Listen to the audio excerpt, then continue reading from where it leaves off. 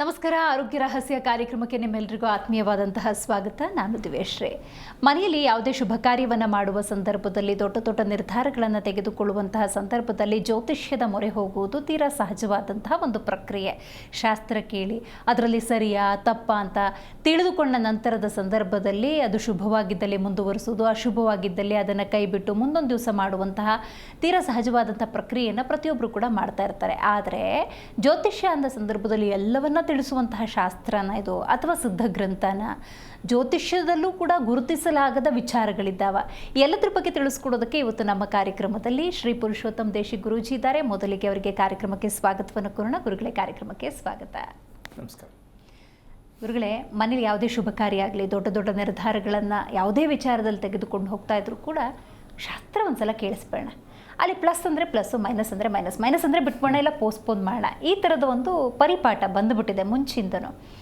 ಮೊದಲನೇದಾಗಿ ಈ ರೀತಿ ಮೊರೆ ಹೋಗ್ತಾರಲ್ಲ, ಅದು ಸರಿಯಾ ತಪ್ಪಾ? ಎರಡನೇದಾಗಿ ಜ್ಯೋತಿಷ್ಯದಲ್ಲಿ ಎಲ್ಲವನ್ನ ತಿಳಿಸ್ಬೋದಾ? ಏನು ಹೇಳ್ತೀರಿ ಇದ್ರ ಬಗ್ಗೆ? ಹರಿ ಓಂ ಶ್ರೀ ಗುರುಭ್ಯೋ ನಮಃ. ಇದಕ್ಕೆ ಒಂದು ಸಣ್ಣದೊಂದು ಟಿಪ್ಸ್ ಹೇಳ್ತೀನಿ, ಆಮೇಲೆ ಅದು ಒಪ್ಕೋಬೇಕಾ ಬೇಡ ಅಂತ ನಿರ್ಧಾರ ಮಾಡೋಣ. ಕಾರಣ ಪ್ರತಿಯೊಂದು ಕೂಡ ನಾವು ಒಂದ್ಸಲ ಅಂತೀವಿ, ನಮ್ಗೆ ಏನೋ ಒಂದು ಕಾಣದೇ ಇರತಕ್ಕಂಥ ಒಂದು ಶಕ್ತಿ ನಮ್ಮನ್ನು ಆಟ ಆಡಿಸ್ತಾ ಇರಬಹುದೇನೋ. ಕೊನೆಗೆ ಅಲ್ಲಿಗೆ ಬರ್ತೀವಿ, ಎಲ್ಲ ಥರ ತಿಳಿದಾಯ್ತು, ಇಲ್ಲಿ ಏನೋ ಒಂದು ಮ್ಯಾಜಿಕ್ ನಡೀತಾ ಇದೆ, ಏನೋ ಇರಬಹುದೇನೋ, ಈ ಸಂಶಯದಲ್ಲಿ ಇದೀವಿ ನಾವು. ಹೌದು. ಸೊ ಅದು ಯಾವುದು ಅನ್ನೋದು ಪ್ರಶ್ನೆ ಆಗತ್ತೆ, ಆ ಪ್ರಶ್ನೆಯಾಗಿ ಉಳಿಯುತ್ತೆ. ಅದಕ್ಕೆ ನಾವು ತಿಳ್ಕೊಳ್ಬೇಕಾದಂತಹ ಒಂದು ವಿಚಾರ ಏನಪ್ಪಾ ಅಂದರೆ ನಮ್ಮ ಮನಃಶಾಂತಿಗೆ ಇದು ನಾವು ಇದೇ ಏನೋ ಇದೆ ಅನ್ನೋದಕ್ಕೆ ನಮಗೆ ಒಂದು ಗುರುತು ಬೇಕಲ್ಲ. ಆ ಒಂದು ಲೆಕ್ಕಾಚಾರಕ್ಕೆ ಮದುವೆಗೆ ಊಟಕ್ಕೆ ಜನ ಊಟದಲ್ಲಿ ಕೂರ್ತಾರೆ, ಊಟ ಬಡಿಸ್ತಾರೆ. ಸೊ ಊಟ ಮಾಡಿದಾಗ ಉಪ್ಪಿನಕಾಯಿ ಅಂತೂ ಇರುತ್ತೆ. ಈ ಉಪ್ಪಿನಕಾಯಿ ಕೂಡ ಕೆಲವರು ತಿಂತಾರೆ, ಕೆಲವರು ತಿನ್ನಲ್ಲ, ಅಥವಾ ಎಲ್ಲರೂ ತಿನ್ಬೋದು. ಆದರೂ ಕೆಲವರಿಗೆ ವಾಮಿಟ್ ಆಗತ್ತೆ, ಊಟ ಮಾಡಿ ಬಂದ ಮೇಲೆ ವಾಮಿಟ್ ಆಗತ್ತೆ. ಈಗ ಕಂಪ್ಲೇಂಟ್ ಎಲ್ಲೋಗುತ್ತೆ, ಅಡುಗೆದೇನೋ ಸಮಸ್ಯೆ ಇತ್ತು ಅಂತ ಹೇಳ್ತಾರೆ ಹೊರತು ವ್ಯಕ್ತಿಯಲ್ಲಿ ಸಮಸ್ಯೆ ಇತ್ತು ಅಂತ ತಗೊಳ್ಳೋದು ತುಂಬ ಕಮ್ಮಿ. ತಿಂದೋನ ಮೇಲೆ ಇರ್ತಕ್ಕಂಥದ್ದು ಅವನ ವ್ಯಕ್ತಿತ್ವದ ಮೇಲೆ ಹೋಗುತ್ತೆ, ಆರೋಗ್ಯದ ಮೇಲೆ ಹೋಗುತ್ತೆ ಅದು ಉಪ್ಪಿನಕಾಯಿ. ಹಾಗಿದ್ಮೇಲೆ ತಿಂದವ್ರಿಗೆಲ್ರಿಗೂ ಉಪ್ಪಿನಕಾಯಿ ತಿಂದವ್ರಿಗೆಲ್ಲ ಹಾಕಬೇಕಿತ್ತು. ಹೌದಲ್ಲ?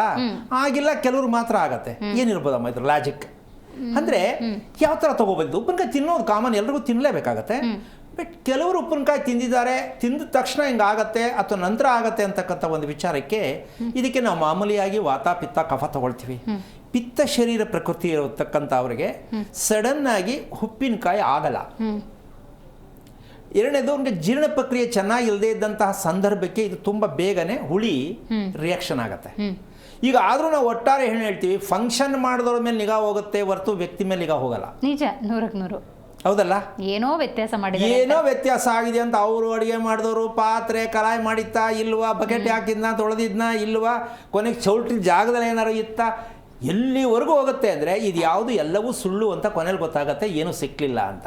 ಅಷ್ಟು ಮುಚ್ಚೋಗುತ್ತೆ. ಅಂದರೆ ನಾವು ಯಾವ ಮಟ್ಟಕ್ಕೆ ಹೋಗ್ತಾ ಇದ್ದೀವಿ ಅಂದರೆ, ನಮ್ಮ ದೇಹವನ್ನು ಗುರುತಿಸದೇ ಇರತಕ್ಕಂಥ ರೀತಿಯಿಂದ ನಾವು ಇನ್ನೊಬ್ಬರ ಮೇಲೆ ಅವಲಂಬಿಸ್ಕೊಂಡಿದ್ದೀವಲ್ಲ, ಇದು ಒಂದು ಕೆಟ್ಟ ಒಂದು ಚಾಳಿ. ಹೌದು.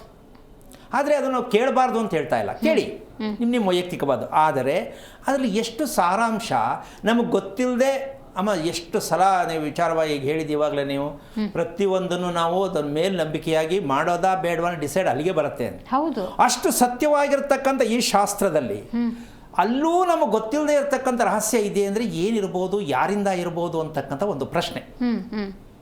ಈ ಪ್ರಶ್ನೆಗೆ ಇವತ್ತು ಉತ್ತರ ಹೇಳೋಣ. ಎಷ್ಟು ಜನಕ್ಕೆ ಅದು ಅರ್ಥ ಆಗತ್ತೆ ಅಂತಕ್ಕಂಥದ್ದು ಸತ್ಯ ಗೊತ್ತಾಗಲಿ. ಆಮೇಲೆ ಇದು ಎಲ್ಲೋ ಅಗೋಚರವಾಗಿರ್ತಕ್ಕಂಥದ್ದು, ಕೇಳದೇ ಇರತಕ್ಕಂಥ ರೀತಿ ವಿಚಾರ ಅಲ್ಲ. ಆದರೆ ನಮಗದು ಗೊತ್ತಿರಲ್ಲ ಅಷ್ಟೇ. ಎದುರುಗಡೆನೇ ನಮಗೆ ಗೊತ್ತಿಲ್ಲದೆ ಆಗ್ತಾ ಇರುತ್ತೆ, ಬಟ್ ನಮ್ಮಿಂದ ಅದು ಆಗ್ತಾ ಇದೆ ನಮ್ಗೆ ಗೊತ್ತಿರಲ್ಲ. ಇಷ್ಟೇ ಜ್ಯೋತಿಷ್ಯ ಶಾಸ್ತ್ರ ಅಂತಕ್ಕಂಥದ್ದು ಪರಿವರ್ತನೆಯ ಶಾಸ್ತ್ರ. ಅದಕ್ಕೆ ಹೇಳೋದು ಜ್ಯೋತಿಷ್ಯ ಅಂದರೆ ಪರಿವರ್ತನೆಗೆ. ನಾವು ಏನಾಗಿದೆ ಏನಾಗತ್ತೆ ಅಲ್ಲಿ ಹೋಗ್ತಾ ಇದೀವಿ ನಾವು. ಹೌದು. ನಾವು ಪರಿವರ್ತನೆ ಆಗ್ತಕ್ಕಂಥದ್ದು ಜ್ಯೋತಿಷ್ಶಾಸ್ತ್ರ ಅಂತ ಸತ್ಯವಾದ ವಿಷಯ. ಬಟ್ ನಾವೇನು ಮಾಡ್ತೀವಿ, ಅವ್ರ ಮೇಲೆ ಅವಲಂಬಿಸ್ಕೊಂಡ್ಬಿಡ್ತೀವಿ. ಇದು ಈ ನಕ್ಷತ್ರ ಸರಿನಾ, ಇಲ್ಲೇ ಕ್ವಶನ್ ಮಾರ್ಕ್ ಆಗಿರೋದು. ಸೊ ಈ ಸರಿನಾ ಅಂತಕ್ಕಂಥದ್ದು ಅದು ನಮ್ಮಲ್ಲಿದೆ ಅನ್ನತಕ್ಕಂಥದ್ದು ನಾವು ಪರಿವರ್ತನೆ ಮಾಡ್ಕೋಬೇಕು ಅಂತಕ್ಕಂಥದ್ದು ನಾವು ತಿಳ್ಕೊಂಡಾಗ ಅಲ್ಲಿ ನೀವು ಪ್ರಶ್ನೆ ಹಾಕಬೇಕಾದ ಅವಶ್ಯಕತೆ ಇಲ್ಲ. ಇದಕ್ಕೆ ಮಾರ್ಗದರ್ಶನ ಯಾವುದು? ಈ ಒಂದು ಮಗು ಬೆಳೆಸೋದಕ್ಕಾಗಲಿ, ಒಂದು ಗರ್ಭಿಣಿ ವ್ಯವಸ್ಥೆನ ಹೇಗೆ ಇಟ್ಕೋಬೇಕು, ಹೇಗೆ ಅವ್ರನ್ನ ಸಹಕರಿಸಬೇಕು, ಸಾಕು ಅಂತ ಸಲಕರಣೆಗಳು, ಊಟ ತಿಂಡಿ ಪ್ರತಿಯೊಂದು. ಇಲ್ಲಿ ನಾವು ದಾರಿ ತಪ್ಪಿದಾಗ ಈ ರೀತಿಯ ಸಮಸ್ಯೆಗಳಿಗೆ ನಾವು ಸಿಕ್ಕಾಕೋತೀವಿ. ಈ ಉಪ್ಪಿನಕಾಯಿ ಕತೆ ಏನಕ್ಕೆ ಹೇಳಿದೆ ಅಂತಂದರೆ, ನಾವು ಸರ್ವೇ ಸಾಮಾನ್ಯವಾಗಿ ತಲೆ ತಂಪಾಗಿರಬೇಕು ಇಷ್ಟ ಅಲ್ಲ? ಹೌದು. ತಲೆ ತಂಪಾಗಿದ್ರೆ ಅವನಂತ ಅದೃಷ್ಟವಂತ ಇನ್ಯಾರಿಲ್ಲ. ದೇಹದ ಯಾವುದೇ ಭಾಗ ಏನೇ ಇರಲಿ, ತಲೆ ಒಂದು ನೆಮ್ಮದಿಯಾಗಿ ಖುಷಿಯಾಗಿದ್ದಾನೆ ಅಂತಾನೆ ಅವ್ನು ಯಾವ ಕಾರಣಕ್ಕೂ ತಲೆನೇ ಬಿಸಿ ಮಾಡ್ಕೊಳ್ಳೋ ಆರಾಮಾಗಿ, ಯಾಕೆ ತಲೆ ತಂಪಾಗಿದೆ. ಈಗ ಒಂದು ಗರ್ಭಿಣಿ ಹೆಂಗಸ್ಗಾಗಲಿ ಅಥವಾ ಮಾಮೂಲಿ ಇರ್ತಕ್ಕಂಥ ಹೆಂಗಸು ಗಂಡಸ್ಗಾಗಲಿ ತಲೆ ತಂಪಾಗಿದೆ ಅಂತ ಹೇಳ್ತಕ್ಕಂಥ ಪರ್ಸೆಂಟೇಜ್ ಎಷ್ಟು ಸಿಗಬಹುದಮ್ಮ? ಇಲ್ಲ, ಬಹಳ ಕಡಿಮೆ ಗುರುಗಳೇ. ಈಗ ಇದಕ್ಕೆ ನಾವು ಕಾರಣ ಏನು ಅಂತ ಹುಡ್ಕೊಂಡಿದೀವ? ಇಲ್ಲ. ಇದು ತಲೆ ಯಾರ್ದು? ನಮ್ದೇ ತಾನೆ. ಹಾಗಿದ್ದ ಮೇಲೆ ಇನ್ನೊಬ್ಬರ ಹತ್ರ ಹೋಗಿ ನಾನು ನೆಮ್ಮದಿ ಇಲ್ಲ ಅಂತ ಕೇಳಿದ್ರೆ ಏನು ಹೇಳಕ್ ಸಾಧ್ಯ ಆಗತ್ತೆ? ನಾವೇ ಸರಿ ಮಾಡ್ಕೋಬೇಕು. ಈಗ ನಾವು ಸರಿ ಮಾಡ್ಕೋಬೇಕು. ಹೇಗೆ ನಾವು ತಿಳ್ಕೋಬೇಕು? ಅವರಾದ್ರೂ ಕೊನೆ ಪಕ್ಷ ಹೇಳಲಿಕ್ಕೆ ಸಾಧ್ಯ ಇಲ್ಲ. ಯಾಕೆ ಅಂದರೆ ಅದು ಹೇಳೋದಾದ್ರೆ ಒಂದು ಜ್ಯೋತಿಷ್ಯ ಆಗೇ ಇಲ್ಲ. ಜ್ಯೋತಿಷ್ಯಕ್ಕೆ ಹತ್ರನೇ ಆಗಿಲ್ಲ. ಜ್ಯೋತಿಷಿಯಾಗೇ ಇದ್ದಾನೆ, ಅದು ಕೇಳೋಕ್ಕಾಗಲ್ಲ. ನಾವು ಅಲ್ಲೇ ಹೋಗಿರೋದು, ಯಾಕೆ ನಮ್ಗೆ ಗೊತ್ತಿಲ್ಲ. ಅದು ಬಿಟ್ಟರೆ ನಮ್ಗೆ ಇನ್ನೆಲ್ಲೂ ಜಾಗ ಇಲ್ಲ. ಯಾಕೆಂದರೆ ಊರಿಗೊಬ್ಬರೇ ಡಾಕ್ಟ್ರು, ಏನೇ ಬರಲಿ ಅವ್ರ ಹತ್ರನೇ ಹೋಗ್ಬೇಕು. ಈಗ ಸಿಟಿನ ಅವರೆಲ್ಲ ಇವರು ಅಂತ ಹುಡುಕ್ಬೋದು. ಹಾಗೆ ನಮ್ಮಲ್ಲಿ ಏನಾಗಿದೆ ಅಂದರೆ, ಪಂಚಾಂಗ ಶಾಸ್ತ್ರ ಮೊದಲಿಂದ ಬಂದಿದೆ, ಕೇಳಬೇಕು, ಕೇಳೋಣ. ಆದರೆ ಅವತ್ತಿನ ಒಂದು ಬೇಡ, ನಿನ್ನೆ ಹೇಗಿತ್ತು ವಾತಾವರಣ, ಇವತ್ತು ಹೇಗಿದೆ ಅಂತ ಲೆಕ್ಕ ಹಾಕಿದ್ರೆ ನಾವು ಕೇಳೋದು ಸರಿಯಾಗಿದ್ದರೂ ನಾವು ಅನುಸರಿಸಬೇಕಾದ ಕ್ರಮ ಏನು ಅಂತ ಜೊತೆಗೆ ಸೇರಿಸ್ಕೊಂಡಾಗ ಅವ್ರು ಹೇಳಿದ್ದನ್ನು ನೀವು ಅದನ್ನು ಸಮರ್ಥನೆ ಮಾಡ್ತಕ್ಕಂಥದ್ದು ಅಲ್ಲ ವಿಚಾರ. ಎಷ್ಟು ಅರ್ಥ ಆಯಿತು ನಿಮಗೆ? ಈ ಸತ್ಯ ಇಲ್ಲಿ ಗೊತ್ತಾಗಬೇಕು. ಇದನ್ನು ನಾವು ಮಲಗುವಾಗ, ನಡೆಯುವಾಗ, ಕೂರುವಾಗ ನಾವು ಮಾಡ್ಕೊಳ್ತಾ ಇರತಕ್ಕಂತಹ ಒಂದು ಘೋರವಾದ ಅಪರಾಧ. ನಮ್ಮ ತಲೆ ಯಾಕೆ ತಣ್ಣಗಿಲ್ಲ, ಯಾವಾಗಲೂ ಒತ್ತಡದಲ್ಲಿರುತ್ತೆ. ಇದಕ್ಕೆ ಕಾರಣ ನಾವು ಈ ಮೂರು ವಿಚಾರದಲ್ಲಿ ಸೋತಿದ್ದೀವಮ್ಮ. ಮಲಗೋದ್ರಲ್ಲಿ, ಕೂರೋದ್ರಲ್ಲಿ, ನಡೆಯೋದ್ರಲ್ಲಿ. ಈಗ ಸಣ್ಣ ಉದಾಹರಣೆ ಕೊಡೋಣ. ವಾಕ್ ಹೋಗಿ ಅಂತ ಹೇಳ್ತಾರೆ ಡಾಕ್ಟ್ರು. ಓಕೆ, ನಾನು ವಾಕ್ ಹೋಗ್ತೀನಿ ಅಂತ ನಾವು ಹೇಳ್ತೀವಿ. ವಾಕ್ ಹೋಗೋದು ಅಂದರೆ ನಿಮ್ಮ ಪ್ರಕಾರ ಏನು ಅರ್ಥ ಇರುತ್ತೆ ಅದರಲ್ಲಿ? ವಾಕ್ ಹೋಗೋದ್ರಲ್ಲಿ, ನಡಿಗೆಯಲ್ಲಿ ಏನು ಅರ್ಥ ಇದ್ದಾಗ ವಾಕ್ ಅದು ಸರಿಯಾದ ರೀತಿಯಲ್ಲಿ ಇರುತ್ತೆ. ದೇಹದ ಪ್ರತಿಯೊಂದು ಅಂಗಕ್ಕೂ ಒಂದು ಎಕ್ಸಸೈಸ್ ಆಗುತ್ತೆ ವಾಕಿಂಗ್ ಅಂದಾಗ. ಓಕೆ, ಆ ವ್ಯಕ್ತಿ ವಾಕ್ ಮಾಡೋ ರೀತಿ ಹೇಗಿರಬೇಕು? ರೀತಿ ಅಂದರೆ ಯಾವ ಥರ? ಈಗ ದೇಹಕ್ಕೆ ಎಲ್ಲವೂ ಎಕ್ಸಸೈಸ್ ಆಗುತ್ತೆ, ಸತ್ಯವಾದ ವಿಷಯನೇ. ಅದನ್ನು ಬಳಸಿದ್ರೆ, ಆ ಅಂಗಾಂಗಗಳನ್ನ ಸರಿಯಾದ ರೀತಿಯಲ್ಲಿ ಬಳಸೋದು ಗೊತ್ತಿದ್ದರೆ, ಜೊತೆಗೆ ಎಲ್ಲದಕ್ಕಿಂತ ಹೆಚ್ಚಾಗಿ ಮನುಷ್ಯನಿಗೆ ಕಾಲು, ತಲೆ, ಈ ಬೆನ್ನು ಇದು ನೋವಿಲ್ಲದೆ ಇರೋ ವ್ಯಕ್ತಿ ಯಾರೂ ಇಲ್ಲ. ಕಾಮನ್ ಆಗಿರುತ್ತಿದ್ದು. ಇದಕ್ಕೆ ರಿಪೇರಿ ಆಗುತ್ತೆ ಸರಿಯಾಗಿ ತಿಳ್ಕೊಂಡು ವಾಕ್ ಮಾಡಿದ್ರೆ. ಸೊ ಹಾಗಿದ್ಮೇಲೆ ವಾಕ್ ಯಾವ ರೀತಿ ಮಾಡಬೇಕಿತ್ತು? ಇದು ತುಂಬ ಸರಳ ತಿಳ್ಕೊಳ್ಳೋವರೆಗೂ. ಇಲ್ಲ ಹೆಂಗೆ ಮಾಡಬೇಕಿತ್ತು? ಮಾಮೂಲಿ ಗೊತ್ತು, ಕೈ ಬೀಸ್ಬೇಕು, ಸ್ಲೋ ಆಗಿ ಹೋಗ್ಬೇಕು, ಇಲ್ಲ ಫಾಸ್ಟಾಗಿ ಹೋಗಬೇಕು, ಈ ಥರದ ವಿಚಾರಗಳು ಸಾಕಷ್ಟು ಮಾತಾಡ್ತಿರ್ತೀವಿ ನಾವು. ನಡಿಗೆಯನ್ನು ವಾಕ್ ಅಂತಕ್ಕಂಥ ಲೆಕ್ಕಾಚಾರ ಒಂದೇ ಅಲ್ಲ. ನಾವು ನಡಿಬೇಕಾದ ಲೆಕ್ಕಾಚಾರದಲ್ಲಿ ಇಮ್ಮಡಿಯನ್ನು ಮೊದಲು ಪ್ರೆಸ್ ಆಗಬೇಕು. ಇಮ್ಮಡಿಗೂ ನಮ್ಮ ನತ್ತಿಗೂ ಸಹಸ್ರದಳ ಅಂತ ನಾವೇನು ಹೇಳ್ತೀವಿ, ಅಲ್ಲಿಗೆ ತುಂಬ ಟಚ್ ಆಗುತ್ತೆ. ಸ್ವಲ್ಪ ಯೋಚನೆ ಮಾಡಮ್ಮ. ದೇಹದ ಭಾಗದಲ್ಲಿ ನಿಮ್ಗೆ ಏನೇ ವೇದನೆಗಳಿದ್ರೂ ಆ ರೀತಿ ನಡಿಗೆಯನ್ನು ನಡೆದಾಗ, ವಾಕ್ ಮಾಡೋದೇ ಆಗಲಿ, ಮನೇಲಿ ಓಡಾಡೋದೇ ಆಗಲಿ, ಇದನ್ನು ಬೇಕಾದ್ರೆ ಟೆಸ್ಟ್ ಮಾಡ್ಬೋದು. ಮೊದಲು ಇಮ್ಡಿ ಪ್ರೆಸ್ ಆಗಬೇಕು. ನಾವು ನಿಜಕ್ಕೂ ಮುಂಭಾಗನೇ ಪ್ರೆಸ್ ಮಾಡ್ತಾ ಇರೋದು, ಹಿಂಭಾಗ ಪ್ರೆಸ್ ಆಗ್ತಾ ಇಲ್ಲ. ಇದನ್ನು ಪ್ರತಿಯೊಬ್ಬರು ಬೇಕಾದ್ರೆ ಗಮನಿಸ್ಬೋದು. ಇದರಿಂದ ಏನಾಗುತ್ತೆ ಅಂದರೆ, ನಮ್ಮ ದೇಹದಲ್ಲಿ ನಮ್ಮ ತಲೆಯಲ್ಲಿ ಇರ್ತಕ್ಕಂಥ ಕೆಲವು ವೇದನೆಗಳು, ನೋವಿರ್ಬೋದು, ಬೇಜಾರಾಗ್ತಾ ಇರ್ಬೋದು, ಆಗೋದೆಲ್ಲ ನನ್ನ ಕೈಲಿ ಮಲ್ಕೊಂಬಿಡ್ಬೇಕಪ್ಪ ಅನ್ನಿಸ್ಬೋದು, ಅಥವಾ ಏನು ರೇಗಬೇಕು ಅನ್ನಿಸ್ಬೋದು, ಯಾವ ರೀತಿಯಲ್ಲಿ ಬೇಕಾದ್ರೆ ತೊಂದರೆ ಬರ್ಬೋದು. ಈ ನಡಿಗೆಯನ್ನು ಬರೀ 10 ರಿಂದ 12 ನಿಮಿಷ ಇಮ್ಮಡಿಯನ್ನು ಬಳಸಿ ನಂತರ ಕಾಲಿಡ್ತಕ್ಕಂಥ ಅಭ್ಯಾಸದ ನಡಿಗೆ ಮಾಡೋದೇ ಆದರೆ, ವಾಕ್ ಮಾಡೋದೇ ಆದರೆ, ಕೂತ್ಕೊಂಡು ಎಷ್ಟು ಖುಷಿ ಪಡ್ತೀರಾ ಅಂದರೆ, ಎಂಥ ಅದ್ಭುತವಾದ ಪವಾಡ ಇದೆ ಭಗವಂತ ನಮ್ಮಲ್ಲಿ ಇದ್ದಾನೆ ಅಂದರೆ, ಎಂತೆಂತಹ ರಹಸ್ಯಕರವಾದ ವಿಚಾರ ಇಟ್ಟಿದೆ ಅಂತ ತಿಳ್ಕೊಬೋದು. ಏನು ಹೇಳ್ತೀಯಮ್ಮ? ಇಮ್ಮಡಿಯನ್ನು ಬೆಳೆಸಿ ಹೆಜ್ಜೆ ಇಡಬೇಕು. ಹೌದು, ಇದು ತಿಳ್ಕೊಳ್ಬೇಕಾದಂಥ ವಿಚಾರ. ಯಾಕೆ ಅಂದರೆ, ಈಗ ವರ್ಷದಲ್ಲಿ 360 ದಿನ ನಾವು ಇದನ್ನು ಭಾಗ ಮಾಡ್ತಕ್ಕಂಥ ಲೆಕ್ಕಾಚಾರಕ್ಕೆ ಹೋದರೆ, ಮನೆ ಕಟ್ಟಬೇಕಾಗಲಿ, ವ್ಯಕ್ತಿ ಕೂತ್ಕೊಳ್ಬೇಕಾಗಲಿ, 90 ಡಿಗ್ರಿಯನ್ನು ಬಳಸಲೇಬೇಕಾಗತ್ತೆ ಲೆಕ್ಕ ತಗೋಬೇಕಾದ್ರೆ. ರೈಟ್ ಗುರುಗಳೇ, ಅದು ಡೀಟೇಲ್ ಆಗಿ ಮಾತಾಡ್ತೀನಿ. ರಾಮನಗರದಿಂದ ಸುಮಾ ಅಂತ ಕರೆ ಮಾಡಿದ್ದಾರೆ. ನಮಸ್ಕಾರ ಸುಮಾ ಅವರಿಗೆ. ನಮಸ್ಕಾರ. ಗುರುಗಳಿದ್ದಾರೆ, ಮಾತಾಡಿ. ಮೊದಲನೇದಾಗಿ ನಿಮ್ಮ ನಕ್ಷತ್ರ ಗೊತ್ತಾ, ತಿಳಿಸ್ಬೋದಾ? ನನ್ನ ಅದಕ್ಕೂ ಮೊದಲೇ ಪ್ರೋಗ್ರಾಮ್ ಬಗ್ಗೆ ಸ್ವಲ್ಪ ಮಾತಾಡ್ಬೇಕು. ಹೇಳಿ. ಗುರುಜಿ ಪ್ರೋಗ್ರಾಮು ಖಂಡಿತ ತುಂಬಾ ಹೇಳಿ. ಚೆನ್ನಾಗಿ ಬರ್ತಾ ಇದೆ. ಆಮೇಲೆ ತುಂಬಾ ಕಲ್ತಿದೀವಿ ನಿಮ್ ಪ್ರೋಗ್ರಾಮ್ ಇಂದ. ನಿಜವಾಗ್ಲೂ ಎಷ್ಟೊಂದು ನಾವು ಬದಲಾವಣೆ ನಮ್ಗೆ ನಾವು ಮಾಡ್ಕೊಂಡಿದೀವಿ ಮನೆಯಲ್ಲೇ ಕೇಳಿ. ಓಕೆ, ಈ ತರ ಕುತ್ಕೋಬಾರ್ದು, ಈ ತರ ನಿಂತ್ಕೊ, ಓಕೆ ಈ ಟೈಮ್ಗೆ ಊಟ ಮಾಡ್ಬೇಕು, ಆ ತರ ಎಲ್ಲ ತುಂಬಾ ನನ್ನ ಲೈಫಲ್ಲಿ ನಾನು ಬದಲಾವಣೆ ಮಾಡ್ಕೊಂಡಿದೀನಿ ಗುರುಜಿ ಪ್ರೋಗ್ರಾಮ್ ನೋಡಿ. ತುಂಬಾ ಖುಷಿ ಆಯ್ತು ನನಗಂತೂ. ನನ್ನ ನೀವು ಯಾರ ಬಗ್ಗೆ ಕೇಳಬೇಕಾಗಿತ್ತು? ನಿಮ್ಮ ಬಗ್ಗೆನೇನಾ? ಕುಂಭರಾಶಿ, ಶತಾಭಿಷ ನಕ್ಷತ್ರ. ಓಕೆ, ಗುರುಗಳಿದ್ದಾರೆ. ಹಲೋ, ನಮಸ್ತೆ ಗುರುಜಿ. ನಾರಾಯಣ, ಹೇಳಿಯಮ್ಮ, ಏನು ಓದಿದ್ಯಮ್ಮ? ಗುರುಜಿ ನಾನು BEd ಮತ್ತು MA ಮಾಡಿದ್ದೀನಿ. ಓಕೆ, ಮದುವೆ ಅದೇ ಗುರುಜಿ ಎಲ್ಲೂ ಇನ್ನೂ ಆಗ್ತಾ ಇಲ್ಲ. ನೀನು ಮಾಡ್ಕೋಬೇಕು, ಅದಾಗಲ್ಲ. 1998 ಆಲ್ಮೋಸ್ಟ್ 27 ಇಯರ್ಸ್ ಆಯ್ತು. ಅಲ್ಲೆಲ್ಲ ಒಂದು ನಿಮಿಷ, ಮದುವೆ ಆಗಬೇಕಾ ನಾವು ಮಾಡ್ಕೋಬೇಕಾ? ಹೇಳಿ ಗುರುಜಿ. ಮದುವೆ ಆಗಬೇಕಾ ನಾವು ಮಾಡ್ಕೋಬೇಕಾ ಅಂತ ಕೇಳ್ತೀನಿ. ನಾವು ಮಾಡ್ಕೋಬೇಕು, ಬಟ್ ಇದು ಆಗ್ತಾ ಇಲ್ವೇ? ಆಗ್ತಾ ಇಲ್ಲ. ನನ್ನ ಪ್ರಶ್ನೆಗೆ ಉತ್ತರ ನಿಮಗೆ ಗೊತ್ತಾಯ್ತಾ? ನಾನು ಹೇಳಿದ ಏನಕ್ಕೆ ಯಾಕೆ ಈ ಪ್ರಶ್ನೆ ಆಗ್ತೆ ಅಂತ? ಯಾಕೆ ವಿಚಾರ ಬಂತು ಅಂದರೆ, ಅಮ್ಮ ನೀನು ಶತಭಿಷ ನಕ್ಷತ್ರ, ಒಂದು ನಕ್ಷತ್ರ ಅಂತ ಒಂದು ಮಗು ಹುಟ್ಟತ್ತೆ, ನೀನು ಸೇರಿ ಹೇಳ್ತಾ ಇದ್ದೀನಿ. ಈ ನಕ್ಷತ್ರ ಪ್ರತಿಯೊಬ್ಬ ಮನುಷ್ಯನಿಗೆ ತುಂಬ ಉಪಕಾರ ಆಗತ್ತೆ, ಇದರಿಂದ ಸತ್ಯ ಗೊತ್ತಾಗತ್ತೆ ಅಂತ ಗೊತ್ತಿತ್ತಾ ನಿಮಗೆ, ಅಥವಾ ಇತ್ತೀಚೆಗೆ ಗೊತ್ತಾಯ್ತಾ? ಗುರುಜಿ ನನಗೆ ನಮ್ಮಮ್ಮ, ನನ್ನ ಮನೆಯಲ್ಲೇ ಹುಟ್ಟಿದ ಕಾರಣ ನಮ್ಮಮ್ಮ ಟೈಮ್ ಕೂಡ ನೋಡ್ಕೊಳ್ತಿಲ್ಲ ನಾನು ಯಾವಾಗ ಹುಟ್ಟಿದೆ ಅಂತ. ಅವ್ರ ಒಂದು ಅಂದಾಜ್ ಮೇಲೆ ಅವಾಗ ಹೇಳ್ತಾರೆ, ನೀನ್ ಒಂದು ಅಂದಾಜ್ ಮೇಲೆ ಏನೋ ಮಾರ್ನಿಂಗ್ ಟೈಮಲ್ಲಿ ಹುಟ್ಟಿದ್ಯಾ ಆ ಥರ ಹೇಳ್ತಾರೆ. ಸೊ ಅದನ್ನ ಇಟ್ಕೊಂಡು ರಾಶಿ ಗೊತ್ತಿತ್ತಲ್ಲ, ಸೊ ಹಂಗಾಗಿ ನಕ್ಷತ್ರನ ತಿಳ್ಕೊಂಡಿದ್ದು. ಓಕೆ, ಈಗ ಅದನ್ನು ಕೂಡ ಪಕ್ಕ ಇಲ್ಲ ಅಂತ ಡೌಟಾ? ಕೇಳಕ್ ಹೋಗ್ಲಿಲ್ಲ ಅಮ್ಮ. ಹೌದು, ನೀವು ಇಲ್ಲಿವರೆಗೂ ಎಲ್ಲೂ ಕೇಳಿಲ್ವಾ? ಈಗ ಅಟ್ಲೀಸ್ಟ್ ಕೊನೆ ಪಕ್ಷ ನನ್ನ ಬಗ್ಗೆ ತಿಳ್ಕೊಂಡಿದ್ದ ಕಾರಣ ನಮ್ಮಮ್ಮ ಏನು ಅಂದ್ರೆ ಅವ್ರಿಗೆ ಗೊತ್ತಾಗ್ಲಿಲ್ಲ ಹೆಂಗೆ ಏನು ಯಾವ ಟೈಮಲ್ಲಿ ನೋಡ್ಕೋಬೇಕು. ಅವಾಗ ಬರ್ತ್ ಸರ್ಟಿಫಿಕೇಟ್ ಕೂಡ ಕೊಡ್ಲಿಲ್ಲ ಮನೇಲಿ ಹುಟ್ಟಿದ ಕಾರಣ. ಸೊ ನಿನ್ನ ಬಗ್ಗೆ ಇವಾಗ ಏನು ತಿಳ್ಕೋಬೇಕು ಅಂತ ಕರೆ ಮಾಡಿದೆ? ಯಾವ್ದು ಬೇಕಾಗತ್ತೆ? ಹೆಲ್ತ್ ಬಗ್ಗೆ ಬೇಕಾ, ಮದುವೆ ಬಗ್ಗೆ ಬೇಕಾ, ನೆಮ್ಮದಿ ಬಗ್ಗೆ ಬೇಕಾ, ಯಾವ್ದು ಬೇಕು? ಮದ್ವೆ ಮತ್ತೆ ಹೆಲ್ತ್ ಬಗ್ಗೆ ಬೇಕು ಗುರುಜಿ. ನನಗೆ ಅವಾಗ ಸ್ವಲ್ಪ ಕಂಕ್ಲರ್ಸ್ ಎಲ್ಲ ನೋವು ಆಗುತ್ತೆ. ಆಮೇಲೆ ಸ್ವಲ್ಪ ನಿದ್ದೆ ಸ್ವಲ್ಪ ಬರಲ್ಲ. ಯಾವಾಗ್ಲೂ ಯೋಚನೆಲೇ ಇರುತ್ತೆ, ನೆಕ್ಸ್ಟ್ ಏನಾಗ್ಬಿಡುತ್ತೋ, ಮದ್ವೆ ಆದ್ರೆ ಏನಾಗ್ಬಿಡುತ್ತೋ ಆ ತರ ಯೋಚನೆಲೇ ಇರ್ತೀನಿ. ನಂಗೆ ಸೂಟ್ ಆಗುತ್ತಾ ಇಲ್ಲ ಏನ್ ಮಾಡೋದು ಆ ತರ ಯೋಚನೆಲೇ ಇರ್ತೀನಿ. ನಿಮ್ಮ ಮನೆ ಎಷ್ಟು ವರ್ಷ? ಭಯ ಬಂದ್ಬಿಟ್ಟಿದೆ. ನಿಮ್ಮ ಮನೆ ಎಷ್ಟು ವರ್ಷ? 1995 ಆಲ್ಮೋಸ್ಟ್ 30 ಇಯರ್ಸ್ ಆಯ್ತು ಗುರುಜಿ. ಮನೆ ಯಾಕೆ ಕಟ್ಸಿದ್ದಾ? ಕಟ್ಸಿತ್ತು ನಮ್ಮ ಅಪ್ಪ ತಾತ ಕಟ್ಸಿತ್ತು. ನಿಮ್ಮ ತಂದೆಯವ್ರ ತಂದೆನಾ? ನಾವು ಜಾಯಿಂಟ್ ಫ್ಯಾಮಿಲಿ ಇರೋದು, ನಾವ್ ಇನ್ನ ಡಿವೈಡ್ ಆಗ್ಲಿಲ್ಲ ಗುರುಜಿ. ನಮ್ ದೊಡ್ಡಪ್ಪ ಅಪ್ಪ ಎಲ್ಲರೂ ಜೊತೆನಲ್ಲೇ ಇದ್ದೀವಿ. ಈಗ್ಲೂ ಇದ್ದೀವಿ ಗುರುಜಿ. ಓಕೆ, ಎಷ್ಟು ಫ್ಲೋರ್ ಮನೆ ಅದು? ಇಬ್ಬರು ತೀರೋಗ್ಬಿಟ್ರು. ಇವಾಗ ನಮ್ಮ ಅಪ್ಪ ಒಬ್ಬರೇ ಮನೆಯನ್ನೆಲ್ಲ ಮೇಂಟೈನ್ ಮಾಡ್ತಾ ಇದ್ದಾರೆ. ಎಷ್ಟು ಫ್ಲೋರ್ ಮನೆ ಅದು ಗುರುಜಿ? ಇದು ಅಂಚಿನ ಮನೆ, ಹಳ್ಳಿ ಮನೆ. ಎಷ್ಟು ಅಡಿ ಇದೆ ಅಂದಾಜ್? ಉದ್ದ ಇದೆ ಗುರುಜಿ. ಉದ್ದ ಅಂದ್ರೆ ಯಾವ ಕಡೆ ಉದ್ದ ಇದೆ ಅಮ್ಮ?